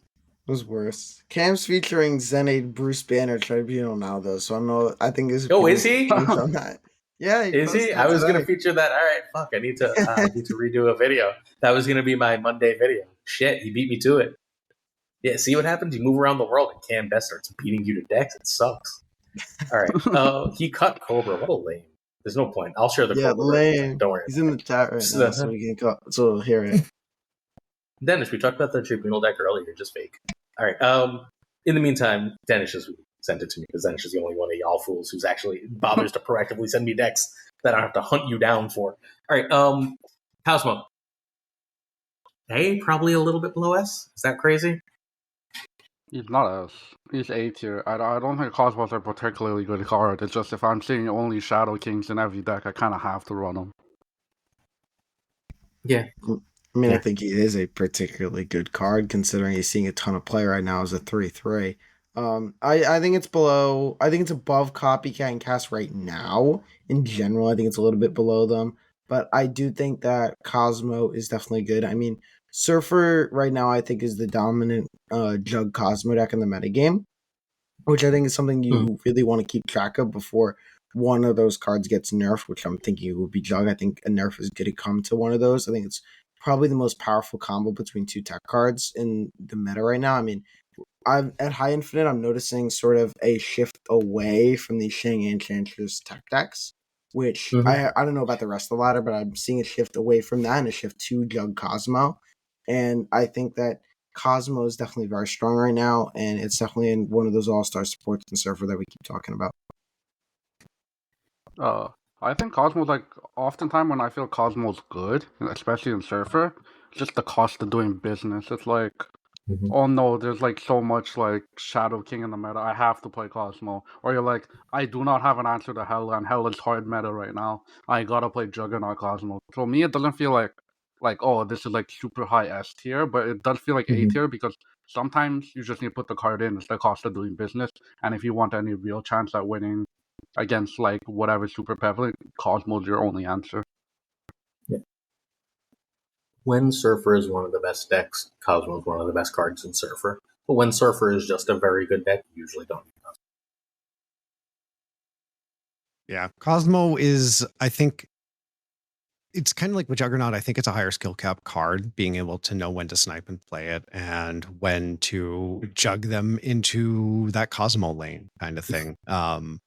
It's funny. It's one that I don't see much at all, but I can see how it could be incredibly beneficial. But I think it's a higher skill cap card. I don't think it's something that someone that's on the lower skill level, and I include myself with that, would be benefited to play. It's not fun to play, or at least for me, is part of it. Like, I win a lot more when I play it, but I don't think it's fun. I don't want to play it. Like, I want to play cards that do things in Surfer, not cards that stop things. That's the reason I'm playing Surfer and not a Technic in the first place. I do agree. I do not like playing Cosmo, but it is the cost of doing business whenever it's in my list. Crystal. Is it C? I don't think so. I don't think I can argue this one. I mean, it's an extra draw, but like you kind of want to even thin your hand in Surfer because you have Mr. F buffs and Gwenpool buffs, and you want to concentrate those in the cards you're playing late, like a Brood. Mm-hmm. I mean, like, I don't see an argument where this isn't D. I think it's close to the top of D, but I mean, it's the top of the trash can, still the trash can. I think you have more of an argument than Corvus, but I think like the only argument that coherently could bring it to C is that I guess you're getting one more Fastos buff, but like I don't think that brings it above a D tier. All right. I mean, it's maybe great to play and mess up their Mr. Fantastic. They've got too many cards in hand, so they get the wrong buff on the wrong card. Is that its benefit? And of course you do, Danish. Of course Danish misses the old Crystal. I mean, a lot of what it did was try and set up like combos if you're trying to do like big combo and Surfer bullshit. But like, you've got Magic and now you've got Elsa for that, so there's just not you pretend this card exists. Cyclops, and let's pretend we're talking about Evo Cyclops, I guess. Although I guess we could be talking about Surfing USA Cyclops. So is that it could go in two different bad Surfer lists, put it in C tier? I mean, the only reason I can think of really putting, I mean, Patriot is power crept to all Oblivion right now. I think a good reason to put this guy in C tier is if people skim through to the end of the this segment, they'll just go like, "Wait, Cyclops is in C tier," and they'll just scroll back to this part here. Hell yeah, let's do it. That's a good reason. No, I am not engaging in this conversation. You guys can put it wherever you want. It's a 3-4. I'm going to tell you. Wait, I'm going to tell you an actual serious thing. Back when Evo was good, Evo Surfer was a really good deck. Like that deck was never meta, but it was for a solid month. It was really good. It just was a really good deck for a while. I buy it. Like around when Jean Grey came out, it wasn't great, but it was good. All right. It's just Cyclops used to be a really powerful card. All right, we can put it in D and make me sad. Is it better than Crystal? No, probably not. That's why it should be. All right. Deathlock. Did you just slide it up to C unintentionally? No, by accident. It's honest accident. All right. Deathlock is in D2. Yeah. D for Deathlock. Yeah. We are getting the Destroy Surfer card coming soon. Does anyone have any idea what fucking card I'm talking about? I'll figure it out. When you destroy it, it pulls a 4-cost from your deck. Oh, that's the Morgan card. It's a Surfer card. That is a Morgan card. You just don't know. It is a Morgan card. Fine, there's your Morgan Surfer deck for Zen 8 to make for everybody. Second time he'll be on Cam's channel. It'll be perfect. All right. Debris. What? D? Fun fact, when I first started playing the game, I think my first Infinite deck was a Debris Surfer deck. And I would just clog my opponent with like Polaris, Viper stuff. And it was so fun. It was like unbelievably fun. Great. That's not real. Fine. Are we happy with this? Yeah? D? That's why I said fun fact and not an argument. Good point. All right. Is Diamondback B? I don't think it's B. I think it's C. I don't think that Afflict Surfer is significantly worse than Discard Surfer. I just think good players don't play it as much. And like that deck exists because of Diamondback. I think if you look, I think Diamondback is a lot closer to Bishop than it is to Baron Zemo in the sense that, yeah, I mean, you can run Afflict Surfer. I mean, I tried it. It's just, I don't think it's at a point where it can compete. I think it's fine. I think if a good player runs it, they'll probably do well on it because they're a good player. But I don't think it's. I think it's more the player talking instead of the deck. I think that this card is. It just doesn't have enough things to justify it. I mean, the only thing that afflicts is Hazmat, which is the best affliction. But I mean, I guess you could run Scorpion as one of your twos, but then you're foregoing other twos that are very beneficial to Surfer. I just. I don't really Cassandra. see a world where this guy's in the same tier as Zemo and Bullseye. Is what I'm gonna be completely honest. I think Captain America's closer to Zemo than Diamondback is, just because at least Captain America has Carter synergy, where it's like Diamondback, if you're running Hazmat, you have like active counter synergy with like the good stuff in the deck. I'll throw it in to see. I think I think you're sleeping on it. All right. Electro, D, and move on. I feel. Is anyone want to argue any conversation about Electro, or can we just not care? Nope. I love playing my 1 card per turn in my 3-cost deck. Yeah. Yeah. It's awesome. All right. Elsa. Heart's got to start. Heart has Elsa in current versions of Surfer. Also, like high B tier.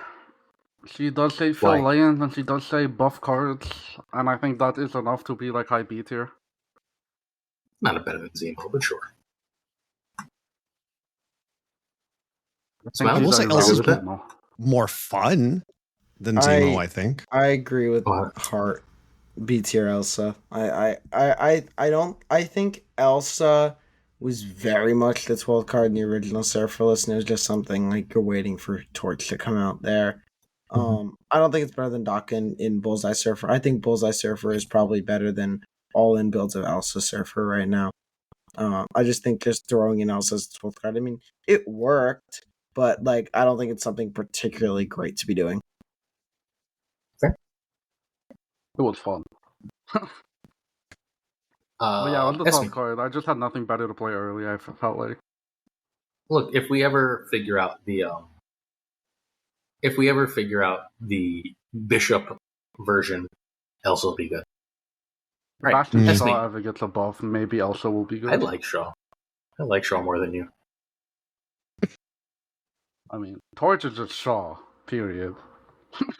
Like, Why even not if I play both? Torch late, he just ends up being Shaw. Yeah. All right, Esme.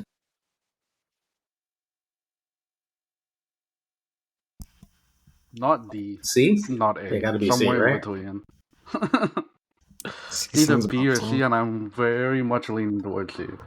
C sounds I think fine she's to C. me. I feel Decent like the if only you're way like running Esme becomes Sarah. a real card is if everything in Surfer is like 0 to 2 power. And if we hit that point, then she's probably pretty decent. She's semi-okay in the Sarah versions. You shouldn't run her, but you can. Also, the problem if is you want to have, feel like you've got a your decent money, bit of 2 drops. Yeah. Oh, fuck this card. All right, Frega. B? Frega B for the Bullseye deck? B. Mhm. Can't Yeah. be A. Bullseye, you B. can do like a little Sage The stuff Sage too. shit. He's not horrible. Yeah, fine. Bottom of B. I think Fine, he's B tier, right right? around Zemo also. wouldn't it Yeah. technically be Oh, I better don't think than so. Bullseye? Elsa's better than her. Frega? Like roughly think that so. area. It's just, you just don't want to play it. Like, the cost curve is so awkward for Frigga in that list. You're playing it because you need to, not because you want to.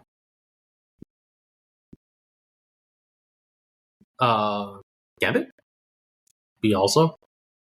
A. Is I it like A? Gambit, yeah. I'd give It's A. B or A. I like Gambit. Yeah. He has cool Is it- synergies. Is it better than Bullseye? Yes. Yeah. I think I it's better think than Dawkins as well. Yeah. I think Okay. Gambit, yeah. Are You could sway me to A tier. we putting him in A because Danish is here and we're all like still just remembering how often it hits the perfect card in those hell matches? No, This is a Surfer tier list. I've begun training my No, Gambit because as how well. I think about Gambit is like there's like 3 Fenris cards, and Fenris is like a genuinely good synergy piece. So it's like you're running Gambit, you're running Negasonic, you're running Gladiator, Gladiator. or Moon Knight, and figure out your 2 cards.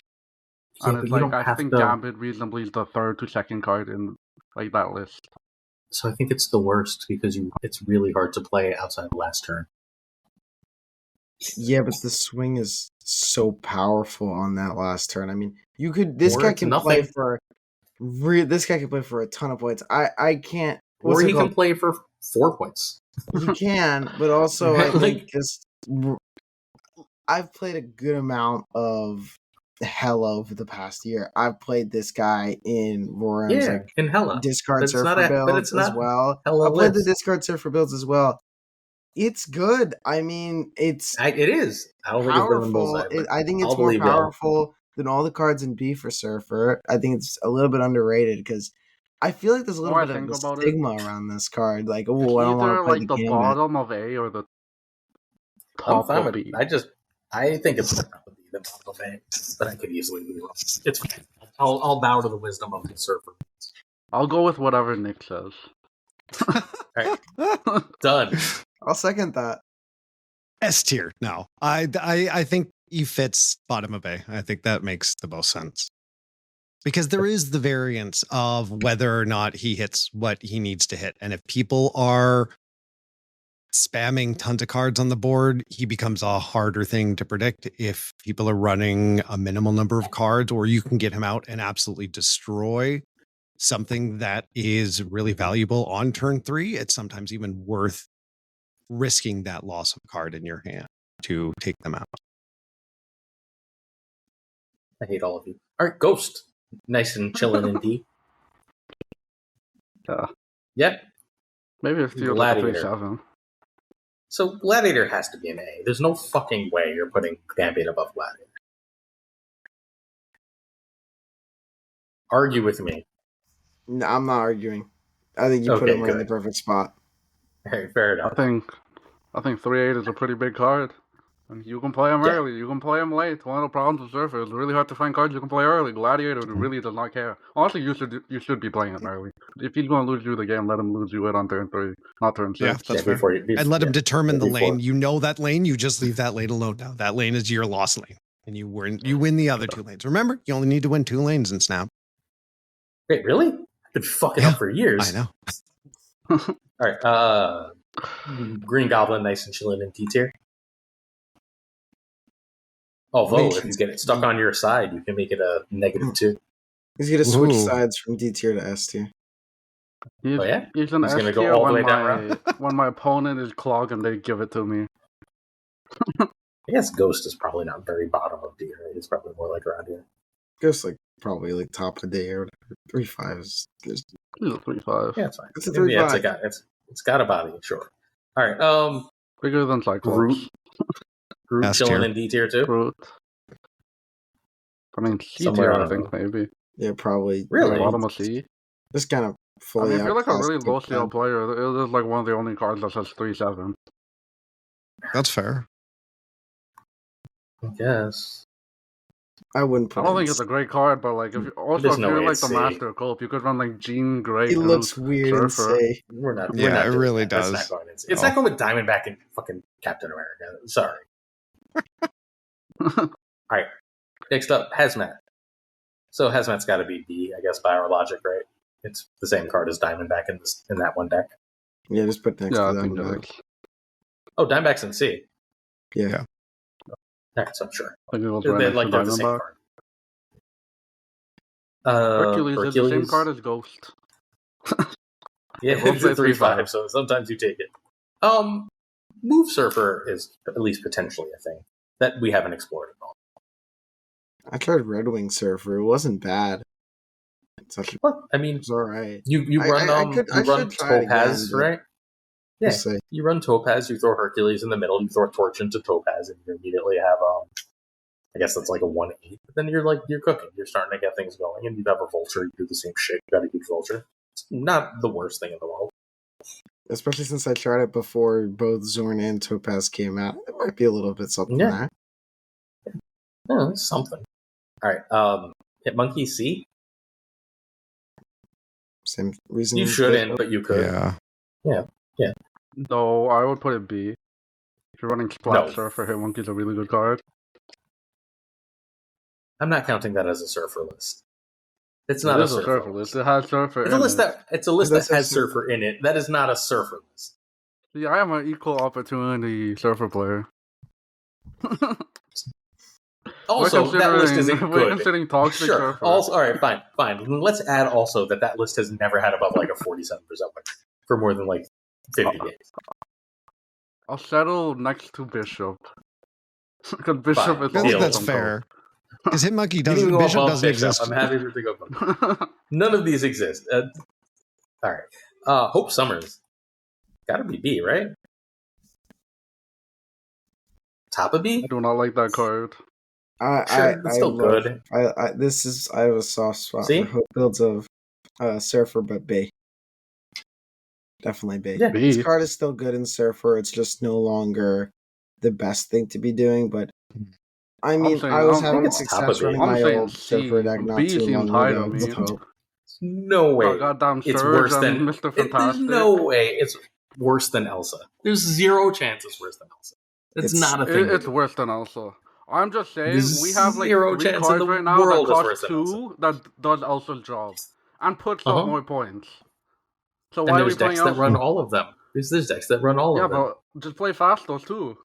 Like, why are we running Elsa? It's a better card. It's a better Play card than Luna. Fastos, usually. Luna's 3-6. It's too, worse and than puts a Luna, body but on the board. I think Luna's an A tier. No, Fastos is better too. I think- think reasonably, I think her Hope being is- worse than 2 drops and the ramp options, I think she just goes to G.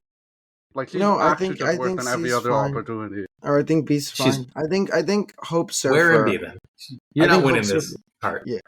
I think Bottom Hope of B, Surfer is then. good. I don't think it's the best thing to be doing, but I still think it's a fine thing to be doing.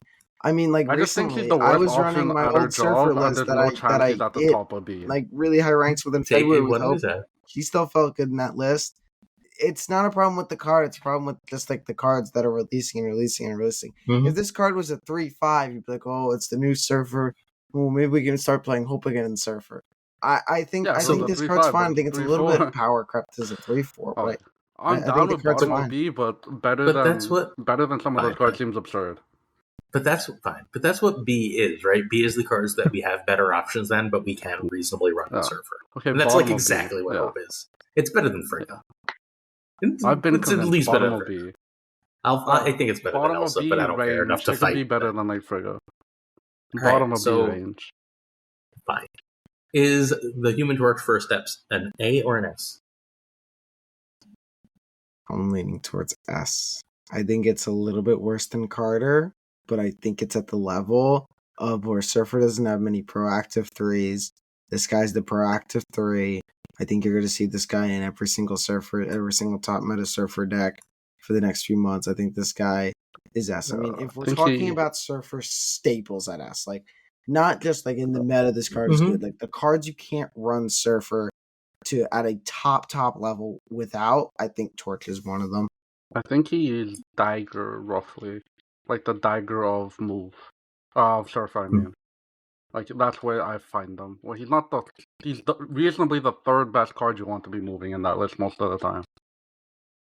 But for Yeah, him, it's dude. like the 3rd best card you want to be buffing. I'm telling you, Surfer move is going to be a thing because our next card is Hydra Stomper. What do we do with Hydra Stomper? It's got to be C, I You put him guess. in. See? Put him in C. You can move Sound Shield a few times, figure something out. I mean, look, I'm telling you, we got a lot of 3s that are move cards and care about move. We start throwing some shit into Hercules, we use some Topaz and some Zorn. That's a big card. You got yourself a stew. Ironheart? But is it enough? Like if you don't get those cards, it turns it into a very big combo deck in that respect. I think Ironheart is like. But like B move is tier. wait, hang on. Move is a big combo deck, right? So like if you're running Mhm. move, you can run it as a combo deck. Ironheart like B. Then there's B. no way it's B.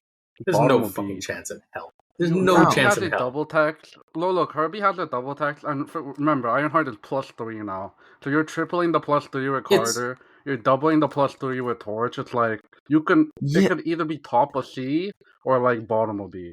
Okay, it is so, a I think it's 3-6 with upside. at so when are you best playing? mid C. I don't know, just run like some normal Never. Surfer pile Yeah, and play it on turn 4, turn Because the 5. problem with Or Ironheart turn here 3 if you have some shield. No. is if No you're chance playing it's it gonna on do if you're playing it on 3, you're foregoing playing like a torch or a fastos or even a cast. If you're playing it on 5, you have a lot of targets and you're not necessarily going to hit the Herbie. Maybe his double already passed.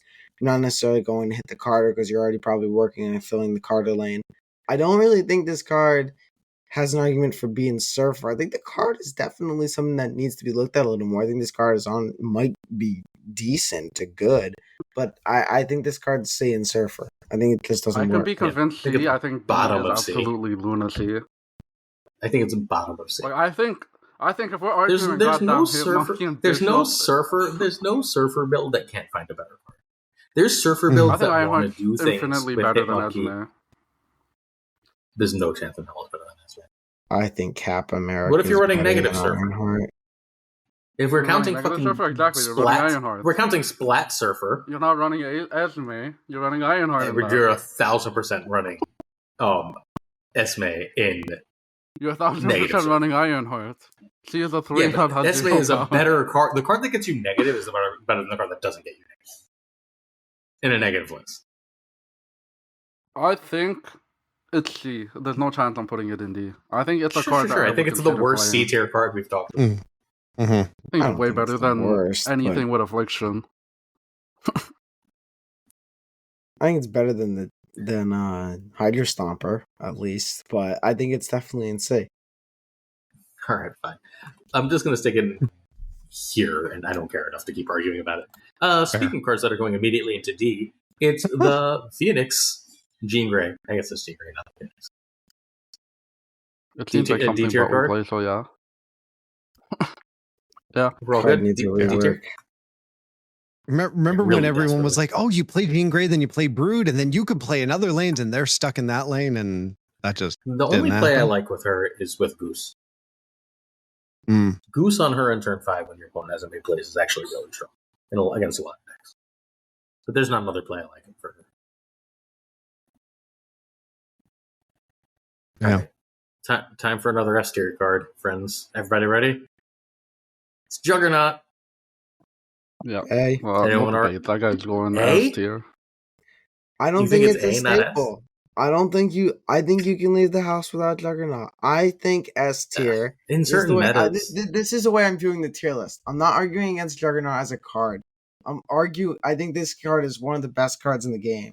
I'm arguing from the point of, do I need to have Juggernaut in my list to be running a top meta surfer list optimally?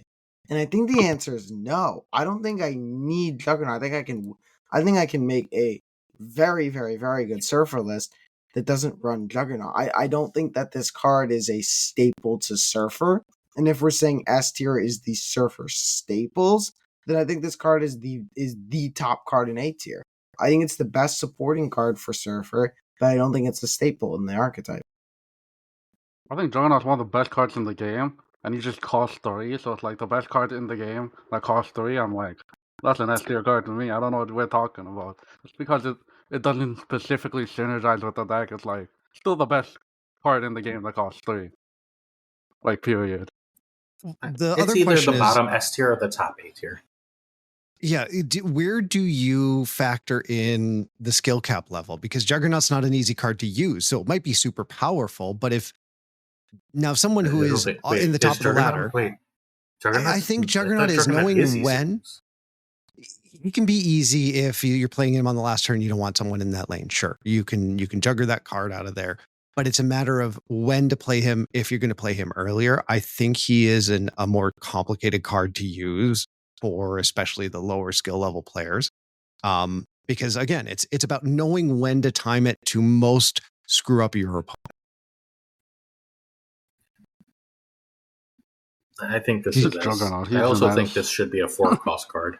If we want to argue it on S, just on being the best non-staple Yeah. support, I'm fine with S. It's I just can't argue putting Juggernaut in the S tier. I if think this is there's probably no the second best card in the game, but outside of Juggernaut, right? Like, then we're done with S tier. We're not going to talk about anything else that's better than Juggernaut, I think, outside of Surfer himself. This is how I'll Like describe Surfer, it. Gwen, Galacta. I think if Yeah. Shaw got buffed to be playable, Juggernaut would still be ahead of him. So I think Yeah. he's just an S tier. I'm with it. Bottom S. Monger in B, just out of respect. Hey, The meta says play him, you play him. Hey, I same love concept this as Cosmo. guy. I absolutely adore Killmonger and Surfer. This is one of my favorite cards. Honestly, Monger is one of my favorite cards to play. Just because if I just pull out a surprise Monger on 6 where they have no idea I'm running it, it's just so many free cubes. But I think this guy's, I think it's better than Dokken and Surfer. I don't think the meta really calls for it right now because I think there's a little bit of a shortage of V-Hand. There should be a little bit more. But I do think that Monger is definitely A, and I think there's about one flex slot in the modern Surfer build. And if V-Hand ever really starts to show up in the meta, I can always just tech in the Monger. All right, where are they? You convinced me. I'm delegating to the rest of you guys. He's a card that I put in when Thanos is looking at me weirdly. I argue he splits Gladiator and Gambit. He's better than Gambit. I think it's better than both. I don't know if he's better than Gladiator because of. I think it's debatable. I'm probably a little bit biased because I love the card, but All right, Nick, before or after Gladiator? Gladiator throws enough games that he can go above it. Yeah. All right. Lady Safety tier, move on. Yep. Somewhere around Corvus, because they're fundamentally the same card in Surfer. Luke Cage. See? I mean, C seems if right. you're going against Stick with a Hazmat lot of, if you're going against a lot of Cassandra Novas, I mean, he does Luke protect Cage, that. I think, it's C tier unless they revert him, and then he immediately goes back to S tier if he stops SK. Yeah. Right. He's definitely better than seems Hydro good. Stomper. mm-hmm.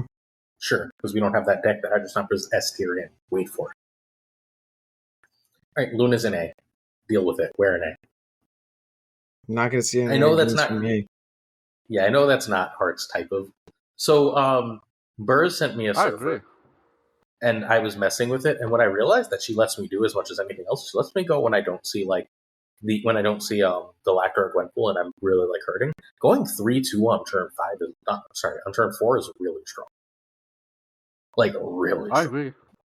I used to run that Iron Patriot Luna list, and I would just put big Mhm. cards on the board. I'm like, I put she's it near the top. reasonably, she has the best hooks out of all of the ramp cards at 3. Except I for put maybe her Fast below Force. Killmonger personally. I think she's better than Monger. I think she's better than Monger. I mean, think I can she's see it. I love it. better I than love it. I Killmonger. haven't played around with this card much in Surfer. I adore this card. I've been trying to force her in every deck I can. Maybe Surfer's next. So I just want to play Mr. Mr. Fantastic. And it's really hard to not in Surfer. It's really hard to play. Mr. Fantastic is so good in Surfer, but I never want to play Mr. Fantastic on 3. Right? What if I can just play Mr. Fantastic on 4 and still play a 3 draw? That's a lot of power. I think also she has the hook of she does fill a lane, very effectively. Yeah, and she'll give you that torch or that Carter buff. And she can sometimes neuter your opponent's brood that they're trying to play. What's really fun with her when there's a Zola and you can shut off their Zola, it's fucking amazing. I used to play against one of my friends who played Phoenix Force, and this was back in the day when Luna and Killmonger were in the same deck. And I think I made them revive the Ice Cube 4 games in a row. The Ice Cube filling locations interaction is funny. Glazer, I don't know if you saw, but Husky Puppies was recently on a Dexter versus 2 Noobs 1 Pro video. He was playing my IUV hand list, and he was going up against C5. And one of his plays was to play double Luna to fill up Our Lady of Saints and kill his Miss Marvel and Cerebro buff, which I thought was very, very funny. I did. I need to watch that video, but 2, that makes sense because multiple people I featured that as your list, right? I have your name on it. People have been like, I thought that was a Husky list. I'm like, it's not a Husky list. All right, cool. Magic is somewhere. Magic is B, right? D. B. There's D. no chance it's D. There's no There's chance. no chance it's B. There's no chance. Does Merlin still exist? Negative Surfer No. is the thing. I'm, All right, so it's Come I'm on, speaking- I don't even know if normal negative should be running Magic, let alone negative Surfer. Well, normal negative should definitely. I'm C. speaking from a bit of personal frustration here because I help out a lot in the main Discord for a lot of like new players and stuff. Like I'm active You poor there. thing. They build decks. I look and whenever I see a low collector level player with the Surfer list, they're like, I want to get Magic because I want to add Magic to my Surfer list. And the first thing I do is I go in there and I tell them, stop. No, you don't want this card. This card has resulted in so many bad decisions of low CLs about just including this card in their list. They just think, oh, turn 7, it's good for me. And they don't realize that their opponent also gets the turn 7. This card is Surfer's a 6-turn deck. 3+3 on 6 is the best you're going to get. This card should never, ever be running Surfer, I think. Negative Surfer. Wrong Surfer, negative Surfer.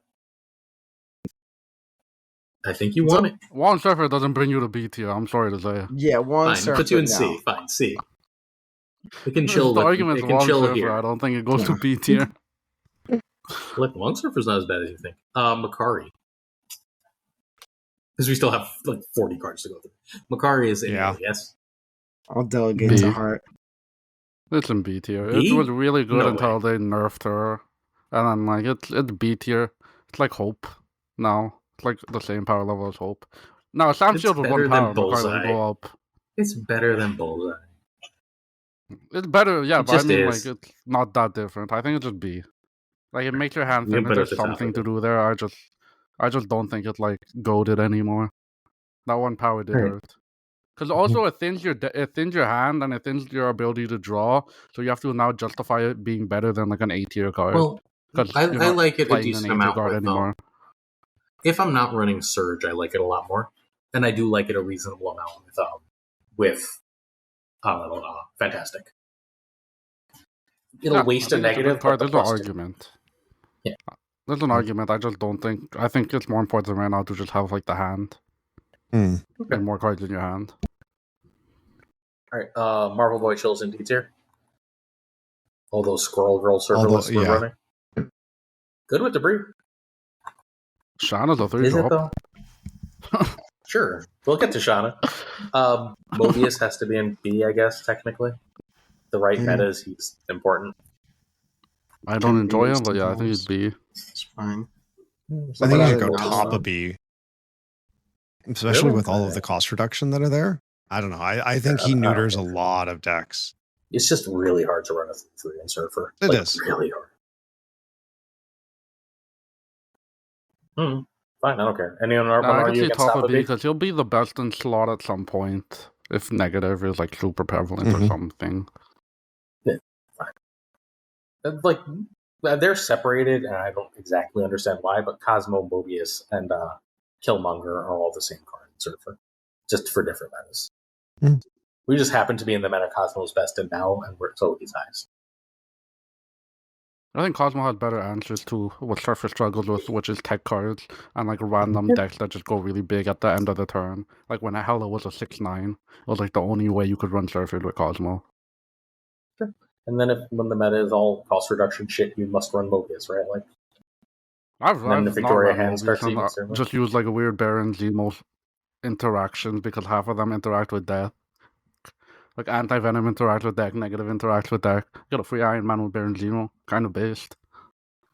Makes you happy. Enjoy. Moon Knight and B? Yeah. Y'all seem to like this card to Surfer me. more than I do. Can I put it at the bottom of B? Because it's not even as good as Free, is it? Yeah. No, it's it's the way worst better, card in the guys. discard Surfer package. Yeah, it's Right. better than Esme, worse than probably every other B card. So Morph is at the bottom of B because it's probably not a 3-cost card. That seem reasonable? Yeah. Honestly, right now it's probably better than every card in D. all the other surfer going on. Hey, You got a point. Yeah. Morphs into Morph the is pretty 46 good in sword hand in hand. I'll take it. in hand buff mirrors is pretty good. All right, I'm not Start doing playing some this more right Morph. now. All right, you guys run Morph and I'll move up. Mr. Fantastic somewhere at the bottom of C, I guess. Yeah. Yeah. Still okay, but not. You're not going to pick Mr. Fantastic over Anything. Yeah. Yeah. Like in the hopes of the ongoing, I'm keeping the ongoing move surfer hope alive. It could be better than Mr. like Hydra Stomper, and that's it. Something better. You're sleeping on move surfer. You're gonna regret it. I'm telling you, you're gonna regret it. I'm just gonna send it to Sizer and be like, figure it out. You're not allowed to play anything else. There you go. We'll get there. All right. What? Well, I was thinking. Sorry, we're moving. My brain was moving on to Mystique already. Yeah, I mean, yeah. Negative Surfer, which are esteemed panel. We should have Shung and join on this episode. Doesn't believe exists. Wong Surfer, baby, it's real. Ongoing Surfer that's coming, all of which probably makes it a C tier for me. No. I mean, if we're talking about the meta juggernaut that is Wong Surfer, I mean, yeah, it's probably C tier. Look, however, copycat copies your mistake. You can always find value in that. It's true. It's a 3-star card half the time. Y'all are gonna yell at me, but I think Nakia is B tier. I think it's the single most slept on card in the Surfer deck. You can put it as Moon Knight tier, yeah.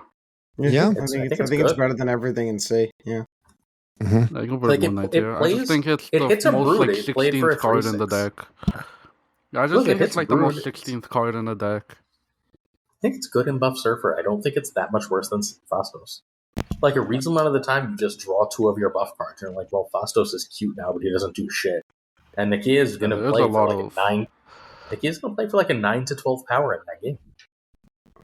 I think Nakia fits in the archetype. It fits in the archetype, but the problem is there is a lot of 3 drops, just period, that you can consider. You only have got so much space, especially if you're running it with Brood. No. You're limiting that space too.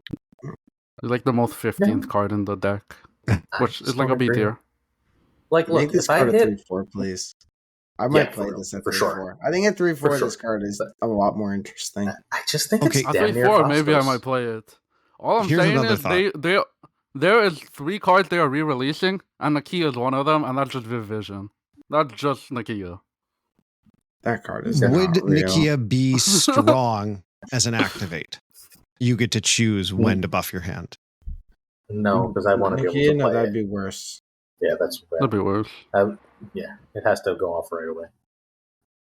But like, look, a lot of the times, Nakia goes in a deck that has Makari, it has Brood, it has Carter, it generally has Shaw, it has Torch. It's playing for like a 311 to 315. It just is. That's not bad. It's not You're bad. sleeping on it. I think it's not the best thing to do. It's not an A tier, right? But like, it's real. It's a real card. Yeah, I think we all agreed on B tier. Yeah. All right. Yeah. Fine. Negasonic A. Agreed. Mm-hmm. Yeah. Worse than Gladiator, but same tier.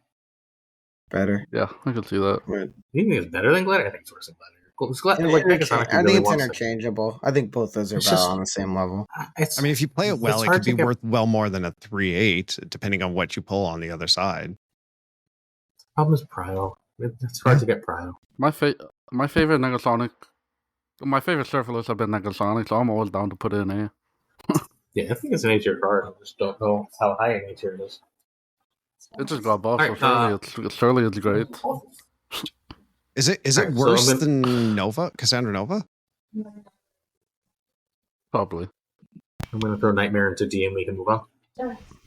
But it's so based. Surfer's a good. We can't run 3 -1. We can't run 3 -1s. Sorry. We can cook. And all the ways to make it not Nightmare, Werewolf. But then it costs 4. Nightmare. Then it costs 4. I think he's all right. I think he's underrated. He's just negative Surfer. He's perfect. It's free. I think Nightmare's a good card too. I think Nightmare is a good card too. I don't think it's a good card in Surfer. Oh, definitely. I think it's D tier, but I wish it wasn't. Nightmare thanks. turned my gladiator into a surfer and won me the game. Oh, there you go. I'm not having more nightmare discussion. We're like 2 hours into this podcast. I don't care about nightmare. It is Nocturne time, friends. Nocturne's probably in C, yeah. Remember when I miss her. only I don't. right? C. Put her in the Yeah. graveyard of C tier. I miss her so badly. We can chill Can right they around. just give her point back? Is that too much to ask? Yes. Obviously, yes. Because we all I'll- bought her yes, they can already. give They her don't to make her any back. more money about it. You can't have a card that moves, changes locations with a premium stat Mhm. line. That's stupid. just too It's much. stupid. It's It It also Diamonds happens immediately to one of the win me the 5 best game cards. every single time. we have Mr. Fantastic. We can have her back. I don't know what we're talking Yeah, about. we can't have fantastic. I'll break. We should also the shouldn't news have to Mr. you. I'll Fantastic. break the Yes. news. Like, We'll that's break a the news. card Sorry, that's a you mistake. can't have fantastic. I'll break Shouldn't the have news. Merlin. They'll Not even come out with Surge. another Nocturne. It'll just be something else that moves and does something dumb. Yeah, it's a Merlin. Merlin is Nocturne. It, it's also Here, you can Viv use- Vision. She is a 3 You drop can that use your moves and does fantastic something Vision. dumb. after Nocturne to make her. Viv Vision is fucking S tier immediately. Viv Vision is She's not S tier. Is- She's S plus tier. She's a card. yeah, she's what if Nakia could also move. Like I don't even want to win the What if lane. I just Nakia want her to could proc fucking 7 times? yeah, just fucking stupid. All right, whatever. They're gonna release that card. My head's gonna explode. All right. I don't even think it's the best data mine card, which is wild, but whatever. Okay, Patriot somewhere in C tier. Yeah. Yeah. Probably top There's of still C tier. there's still a world where there's the Brood, Absorbing Man, Surfer, Patriot, weird Yeah. to build. Problem is, I It's think that deck fine. just doesn't want Surfer most of the time. But it can want Surfer, so C tier. Sure. Sure. Throw Surfer there. Fastos is a B, A. right around Hope. There's no way it's AA. I love Fastos. It's an There's A. no way. It's No, not a tier I better know, than a but kid. no. It's just not. This is the time. Mr. Fantastic. Fastos Believers are Rising. I think this card pairs perfectly with Mr. F. So, what I originally theorized, But you don't Fastos want to when play Surge it. You came want out. to play. You don't want to play it on 3 anymore. You never want to play it after I've 3. played 4 3 drops with Fastos, Mr. Fantastic on turn 4, and my Brood was 6 power. So I don't. Fastos has been a Yes, pretty you good know card. it can really- go off, but you you're want to really play just Torch over it hunting. every game. You're just hunting for one -1 discount, and with Fantastic and Yeah, Fastos you only have is 2 the best card to It's just fine. go for that. I think it's a better ramp option Yeah, and than then it's all Hope now, buffs. and I think it's I so think- significant that I think it's A. I think if we have Luna in A tier, it's equal to Luna, and like I equal to agree. Luna's A tier. Look, I think it's equal to. Luna I've and put like Surfer. 3 cards ever in the meta in my own builds, and Fastos is one. So like I'm not like the buff Surfer was my deck. It was the only deck like I've ever created that became remotely meta. So you're gonna convince me just on my sheer ego. So like, but I don't. I think you're right. But it's fine. Yeah, but you think about it. You put Fastos, I'm pretty sure, at 3-3 in that deck. Now he's a 3-4. Hmm? Yeah. All right. We can throw And him that does around. make a difference, because Nocturne's trash at 3-4, but great at 3-5. So it Fine, does fine. make a Around difference here- at one point. Around here is fine. Around here is fine. Yeah. Polaris in C, just because if you're really early collection, 3-5 that does something positive is good. Do you just put her next to Hydra Stomper because she also buffs the Hydra Stomper?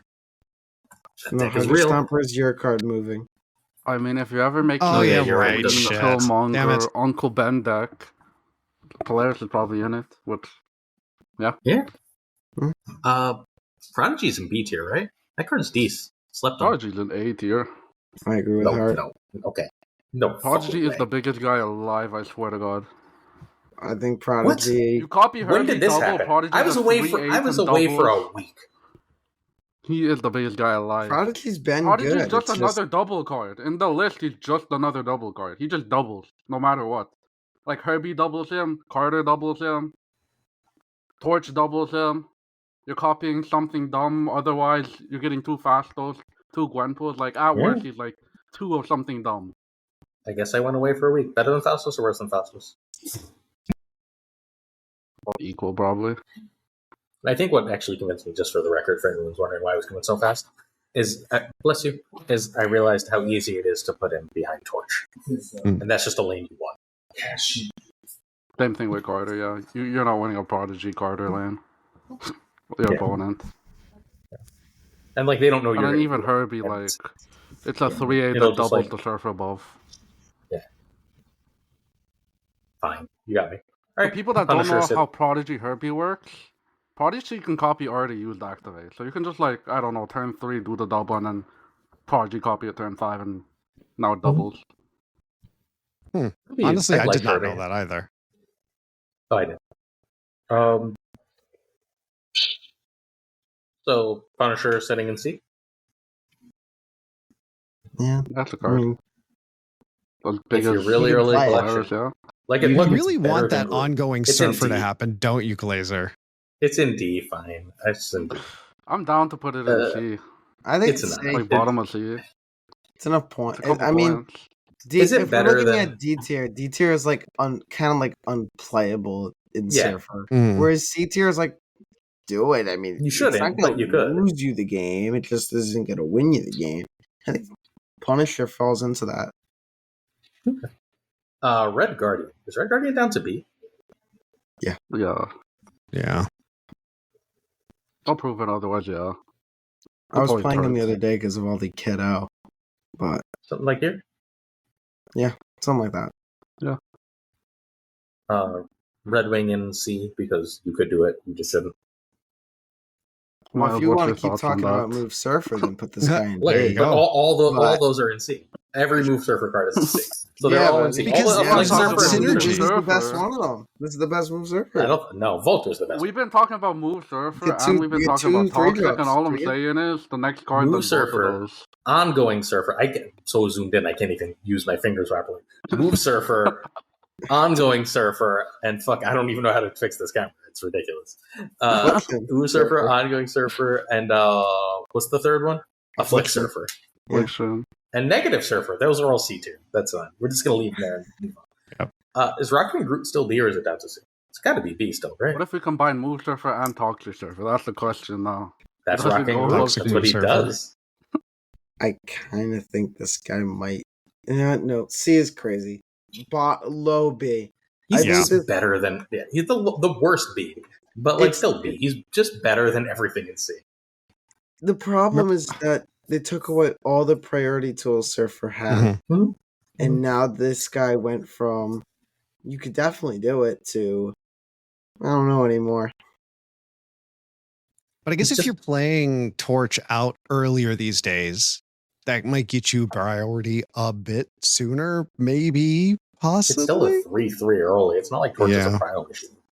Mm. The only I way guess you it can is, yeah. priority with Surfer is you slamming down a Gladiator early. Mm-hmm. Look, I guess it's C. It got the Nocturne treatment. Mm. Where does Rogue go? B? Bottom of B? C. I don't Nah, think it's Rogue. on the level of the stuff in B.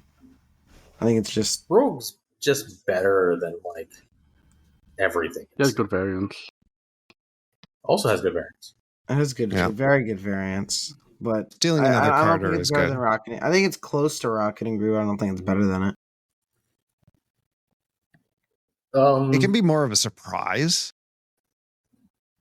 Yeah, top of C. I don't give a fuck. it's not. It's either top of C or very bottom of B. That's fine. Sure. Sabretooth chills in D. Just have fun. Mhm. Chilling with Ghost. Sabretooth is Hercules, it's cards just that don't- Ghost. Sage and B. Mm-hmm. There's just Yeah. better shit to do now. Somewhere in the middle of Yeah. B. Probably around here. Yeah. Yeah. We have more synergies with Zemo. Is she now, so worse than Zemo? I think Zemo has I guess enough if- synergies now, but yes. Yeah, and I guess if we you're have talking both your Carter stuff, and Torching in S tier, then yeah. Yeah. PF Surfer is real, says Sean McMurray. My friend, I do not believe you. All right. Shaw's going in B. Shaw fits in B. Shaw's a failure. He's good in buff. He's B good in works. buff Surfer. You won't. He's good in you buff won't surfer. get He was me to like say A. You won't a get me to while. say A. You have the I don't two think he's A. biggest. You probably have the two biggest Sebastian Shaw haters on this podcast right now. I think he's middle of B. I think he's really good in exactly one version of Surfer. I will say Surfer Shaw is a lot better than it has been in literally years right now. Just because of Mr. Fantastic. Mhm. That being said, he is a failure of what the archetype is trying to do. And I don't know I how he think he's- managed to do it. He's He's good. Look, the second Viv Vision comes out, I'm running Shaw again. Yeah. I mean, I can buff my whole hand every fucking turn. Are you kidding? He's going to be like a 17 to 20 every game. Second Viv Vision one comes out in the game. People are just to be mirror matches. I'm running Copycat. You can run both. Yeah. Like I'm running every buff card. Can I have a comment on Shaw real Copycat just quick? to be Shaw. Yeah, Alright. go for it. I have hated this card in Surfer for all of 2025. So the main reason why I cut Shaw when I was originally like running Surfer at top infinite was because it died to Chi, and nothing else in my deck died to Chi. And in a Chi metagame, adding a 4/3 dead draw to your opponent's deck instead of a 4/13 is very impactful. I mean, you're adding something that's arguably worse than a rock instead of just a completely overstated 4/13 that has a target. If you make your opponent's main tech card that they're relying on in probably about half your games not have a target, I think that's very impactful as your opponent's effectively running 11 cards with a rock, whereas you're still running a 12-card deck. I think that if your deck has no Shang targets and it is a Surfer deck, I think that you have to consider, what if I don't run Shaw and I make my opponent Shang a dead draw? I think with Carter, it's gotten a little bit less of that because you're getting a lot more. Your Carter lane is now most of the time Shangable. But I do think that with Shaw, there's a little bit of a deck building cost in the sense that you're making more of your opponent's deck cards live as opposed to like just the Shadow King. I want to say something. Okay, good. No. My problem with Shaw is his numbers don't make sense. Like, I'm not scared of Shang, bro. I'm never scared of Shang. Like, even if I have a Shangable card, I'll just play around it, whatever.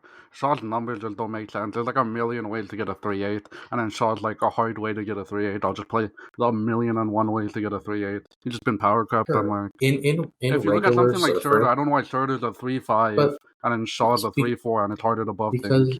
Because in specific decks, in specific situations, if you play the pure hand buff, you drop him on the last turn, and he's just a 3/17 all the fucking time. And no one plays around with 3/17 Surfer, right? Like, you just drop a 3/17 that you're then going to make a 3/20 or 3/21, whatever the fuck it is. And then you just win that lane out of nowhere. That lane that you had 2 or 3 cards in, so they know you could improve. That lane that they were, you know what I mean? They're not scared of Carter, he steals cubes in that deck. Like, straight up steals cubes. You don't have Proud because all you're playing early is silly shit like Fastos, right? Like, you're playing Fastos and you're playing Nikia, and you threw a Galacta down. You've just got no fucking power. And then, like, you've got one lane that has a Brood in it. And that lane is like the lane they're like, all right, I'll throw that Brood lane and you can't compete. And you're like, all right, well, here's a 21 power card. Have a great day. I have enjoyed Shaw more recently with Mr. Fantastic. I will say that. I think that like might be an argument for him to be A specifically right now. But like before it, like he was so bad. Sure.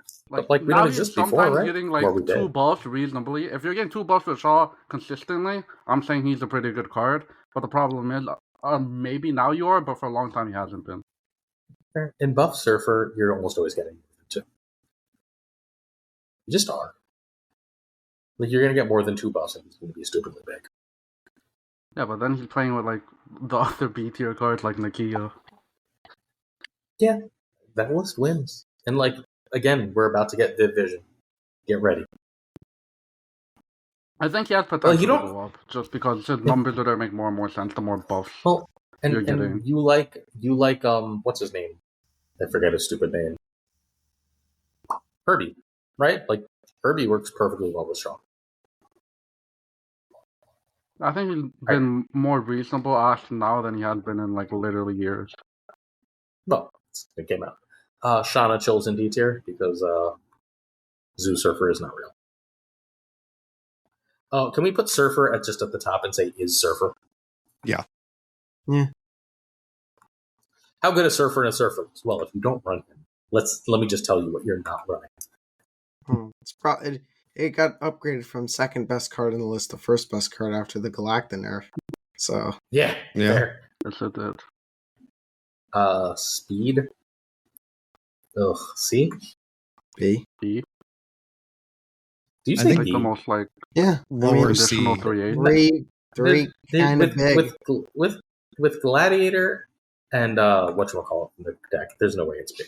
Gladiator and Torture cards that exist now. I think it's Yeah, but better than Gladiator's everything A in and Torch is C, S, so and if like Speed's near like Nakia and that. Yeah, but you're not running the third worst version of that ever. well, if Because it's literally all he if does. Speed's the Charmander and Gladiator's the Charmeleon and Torch is the Charizard, then I think they should be one tier, one tier, one tier. I think Speed is the worst of the three, but I don't think he's bad. But He's- you're not necessarily playing anything turn 1, turn 2, so he's not getting any buff definitely- there. You're definitely playing Something a on turn two. two. You're You're definitely definitely playing Yeah, I that guess too. fair. You're On definitely playing your hand, something you on just 2, you lost and that you're game filling up almost. your curve on 5. I mean, if you're getting 5 procs, that's a 3-8. Hmm. That's the same as Gladiator with no downside. better against I Shadow. think the only Guess problem with whatever. Speed compared to Gladiator, because I've ran both of them in my list at point. Mhm. I think Speed is just a little bit more inconsistent in getting that 3-8, so Mhm. Gladiator feels better. Because like if I don't know, they give you a random energy on turn 2 or turn 3. Like sometimes the game just gives you random energy or you get random energy. It can feel worse to play, but I don't think that's enough of a downside to be like, oh my god, it's a Nocturne level card. Alright, fuck it. Bottom of C. Bottom of B, I'm fine. Alright, Starbrand, chills in D. I'm so sad about this one. I used to play Starbrand in a Sauron Surfer It can be top build, of D. and I loved it so much, but since they changed Sauron, it's unplayable now. This card I would have argued to be, honestly, low A. I think this card in that old Sauron Surfer build was crazy. I had incredible stats with that deck. And unfortunately, the Sauron change is probably my least favorite balance change this year, and bad taste in my mouth. Zenade wouldn't have Nightmare. No Nightmare enjoyer, Zenade. Yeah, Zenny still doesn't have Nightmare. I don't think he's ever played him. And he played him and he That's said he wild. was giga boring. So I don't know how. Fair. So next up, Storm. Well, Storm is in C, I guess. Remember the days when Storm Brood was like the combo? Like everybody was like, yeah, Storm Brood or Storm Jug. Yeah. Fun fact that the breed deck did have Storm, so that's all I have to say There on you go. Storm. There you go. All right. Fog So Surfer, we're gonna you stick get here her. first. We're gonna stick her in the middle of C and move on. Right around there seems fine. That works. Strong guy. He goes right C? next to Hitmonkey for C. Flat Surfer. Sure. Have fun. He's Surtur not on chills in Alliance D. guy list. Mm-hmm. Anyone want to argue Surtur and D? Nope. No. I almost had a s- Surtur deck that was in Surfer, and then they nerfed him to +2, and I'm like, I'm not running this guy anymore. Yeah, I don't believe He it. was just broken at +3. Okay. Swordmaster chills in D. Mm-hmm. Ancient One chills in D. Yeah. It might be C. Nah. What deck? Is the target Carter? Because if the target's I've Carter, seen- Prodigy just does a better job. No, I've seen whatchamacallit use it. What's his name? Oh, yeah, Silky that Johnson was using it, and it looks pretty interesting. guy. Interesting. Not good. All right. Yeah. All right. Thor chills in D. I hate Thor and Surfer decks. It is one of my least favorite ads. Let's make it less likely to draw the cards that are actually good in order to run Thor. Mhm. Topaz chills in C with my pet deck that I'm going to show you all with. It's the mythical move Surfer deck. Mythical. Venom D, I guess. If you're ever playing the Misery Surfer deck, Yeah, Venom might make it into there. The Venom. Morgan D. Le Fay Surfer. Want to throw it in C? You played Fire Yeah. Surfer or something? I mean, Sure, why let's not? throw it in C. Cope Fuck it. it. C for Cope. I like Cope. Confused I people. like There you go. I like that. Viper chilling in D, I guess. Doesn't exist. D for doesn't exist. If you ever play Clog Surfer again, Viper will be No, in that it's gone. list. All right. Vulture is going to go with the rest of the move cards. Leave me Yep. alone. Wave chills in D, I guess. Because we don't really want to ramp that Always way. has to Yeah. be in D. You're not playing anything at above 4. No, right? Wow, I can Werewolf play in my D? Galacta for the normal cost. B. Werewolf is And B or There's no A, way I'd yeah. say. It's B. It's around here. I think B Around is here. right. Some Werewolf. I think Gambit and Dokken are too high, but whatever. White Queen chills in D, because why the fuck would we want a high cost card that's Right. not 3? And Wolfsbane in C, because it's not embarrassing. I think it's still Be a embarrassing. negative but- Surfer. Mm-hmm. If you're It's a low 3-2. CL, I It's a guess like a 3-2. It doesn't even B&B. work in negative surfer anymore. It's a 2-3 in It's negative fine. You get a surfer 2-3. now. Oh, 2-3. You still Well, won getting shit. -1. Look, it's Guess who else can do I'm- -1? Friends, I am not spending any time arguing about how good Wolfsbane is. We have a list. Is there anything that... All right, pick one card that you would move either up or down, starting with Zenade. What with Zenade? What Zenade, what do you have to I say? said Zenade. Yeah. Sorry. My brain didn't even click Starting into with that. Smiles. I don't know where the fuck that came from. I would Z- probably move. It's a tricky one. I think we did a pretty good job here. Mm. I would move Magic down to D tier, but that's more of a personal frustration. Heart. I'll move Werewolf by Night up to 80. I love that guy. He's a card that moves and gives me power onto the board. We love that. I won't change any tiers because I don't think there's anything else that deserves a tier change, but I think we should move Dawkin to the middle of A. Maybe just past Negasonic? I think I would have Gambit down in B. I think Gambit's probably about as good as Zemo and Shaw, not a tier above. Mm. All right, that's it. Let us get back to... And we will share this. I need to remember to share this with Roy, so this will be in the show notes. All right, next up, we are on to Variant of the Week, which is obviously Silver Surfer. It has to be Nice. Silver Surfer. That conversation. We All right, each chose a cool. different card. This is beautiful. This is the first time in a while. Someone likes Silver Surfer if space was actually water. Who likes the actual surfing Silver Surfer? I like the surfing Silver Surfer because he's surfing and I like surfer. Fair enough. Now try to say that 10 times fast. No, Nope. Peach Momoko lover. that's me. Wait, are we going in order or are you jumping around? Because you're confusing my brain now. Reverse order, sir. This isn't Oh, fine. the Okay, yes, pictures that- that are on your screen. The pictures, the second one is the Vincenzo Riccardi or whatever. Yeah, but I said Momoko. I know you did. And it's Reverse confusing order. because The surfer that Art picked was the last one. Sorry. Dude. Yeah. Jesus. My apologies. Listen. Reverse order, and he cannot Yes. understand that. All right. I'm slow. That's me. It's a good surfer. It looks good animated. What more can I say? Looks like he wants to fuck that board.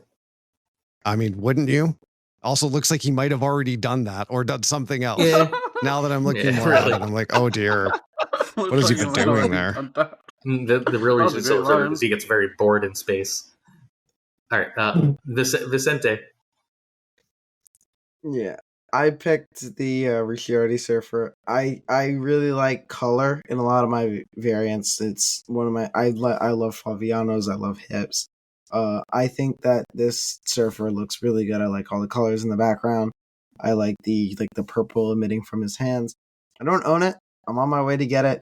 It's a very expensive album, but I do think that this is just the best surfer. It looks so cool, and I always get jealous when I see it in game. Sweet. And I picked I think this is Scan. It's the one where he's in space. I like the colors on it a lot. I think this one does really well with a lot of backgrounds. This one in black and white is one of my favorite black and whites. This one in gold is one of my favorite golds. I love this frame. And yes, that is the skin. Scan. Nice. Look at me remembering something, even though Good I'm job. very sleepy. Hey, remember to follow Heart of the Cards on both YouTube at Heart of the Card Snap and Twitch at Heart of the Card Snap. And then he's got some anime shit too. If you want to plug that, feel free. Heart, go. Why you should follow me is because I don't know. I do good content, I guess. I play surfer do a good lot. content, I I guess. make What a decks sales that pitch. I like. I know. That's why you should follow me. I'm very good at sales pitches. Clearly. Yeah, I don't know. I don't like talking about myself that much. You should follow me. I'm good at surfer. If you want to learn, I guess, the meta deck right now, you can watch me play it. You can watch me talk about it. I also do videos on just deck building theory. So if you want to learn how to build your own deck and do cool, like make your ideas your reality, go follow me on my YouTube. Yeah, you need to follow Hart. He's doing the best educational content in Snap right now. If you want to learn to build decks, play decks more effectively, why things happen in the metagame, why people are making decisions with what decks to run and how to run them, you need to be following Hart's YouTube. It's literally the best educational content in the game right now. If you like my turn by turns and want to understand more about how and why that kind of thing happens, make sure you're following Hart. Please. Yeah. Considering we have lost Collins and TLSG, I think you and Yeah, what Hart. the fuck happened to TLSG? I don't Sorry, go know. ahead. I keep wondering. Trust me. Every Just message time him. I'm like, where has he been? What's going on? I hope he's okay. Right. Nicest guy. I'll message him. Okay. Not the nicest guy, but fine. He's nice. He's not the nicest. Fine. Reach is killed him. To do a tier list of nice people. We should. A tier list of nice people in the community. There you go. All right. Why should we follow you, Smiles? All right, so I'm just getting started on my content journey. I'm aiming to make some more educational content, but more like really hone in on a few topics instead of like going on broad stuff. I'm going to be talking a lot about deck building choices. I'm going to be going very in depth on a couple of deck guides. And I'm also going to be teaching you really how to become a better Snap player, saying the tips that I took to go from a player who couldn't even hit Infinite to a player now that regularly places in the top 100 of the Infinite leaderboard. I can give you all the tips. I can give you all the secrets. I'm going to bring on some of the best minds, some of the best players, some of the best deck builders in Marvel Snap. Try to And collaborate Danish. with them. Don't forget Danish. Yeah, and we're gonna be working, and we're gonna be trying to make a great educational resource for all Snap players, whether you're pre-Infinite, post-Infinite. We're gonna try to make a mission to get the general player base to be better at the game, and hopefully make it a mission to make Marvel Snap players great. Nice. So yeah, we've got, in multiple meta decks like that have come out of nowhere in wildly different styles. The best Victoria hand list in the game for my money right now is Smiles' version. You should be like, these are the players you want to take advice from. These are top players who are thinking about the game critically in ways that other content isn't. You can get your deck videos anywhere, right?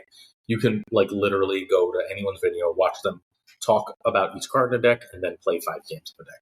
I'm not saying don't watch that content, right? But you can go anywhere for that. And that's just not what you're getting from Smiles. It's not what you're getting from her. You're getting like theory, you're getting breakdown. That's the kind of thing that will make you better if you are a metacognitive person. And like, come get better at Snap. Come learn what you're doing. There's a layer of depth and a level of depth to Snap that's not immediately apparent. And these are the players that will make it clear for you. So make sure you follow them, please.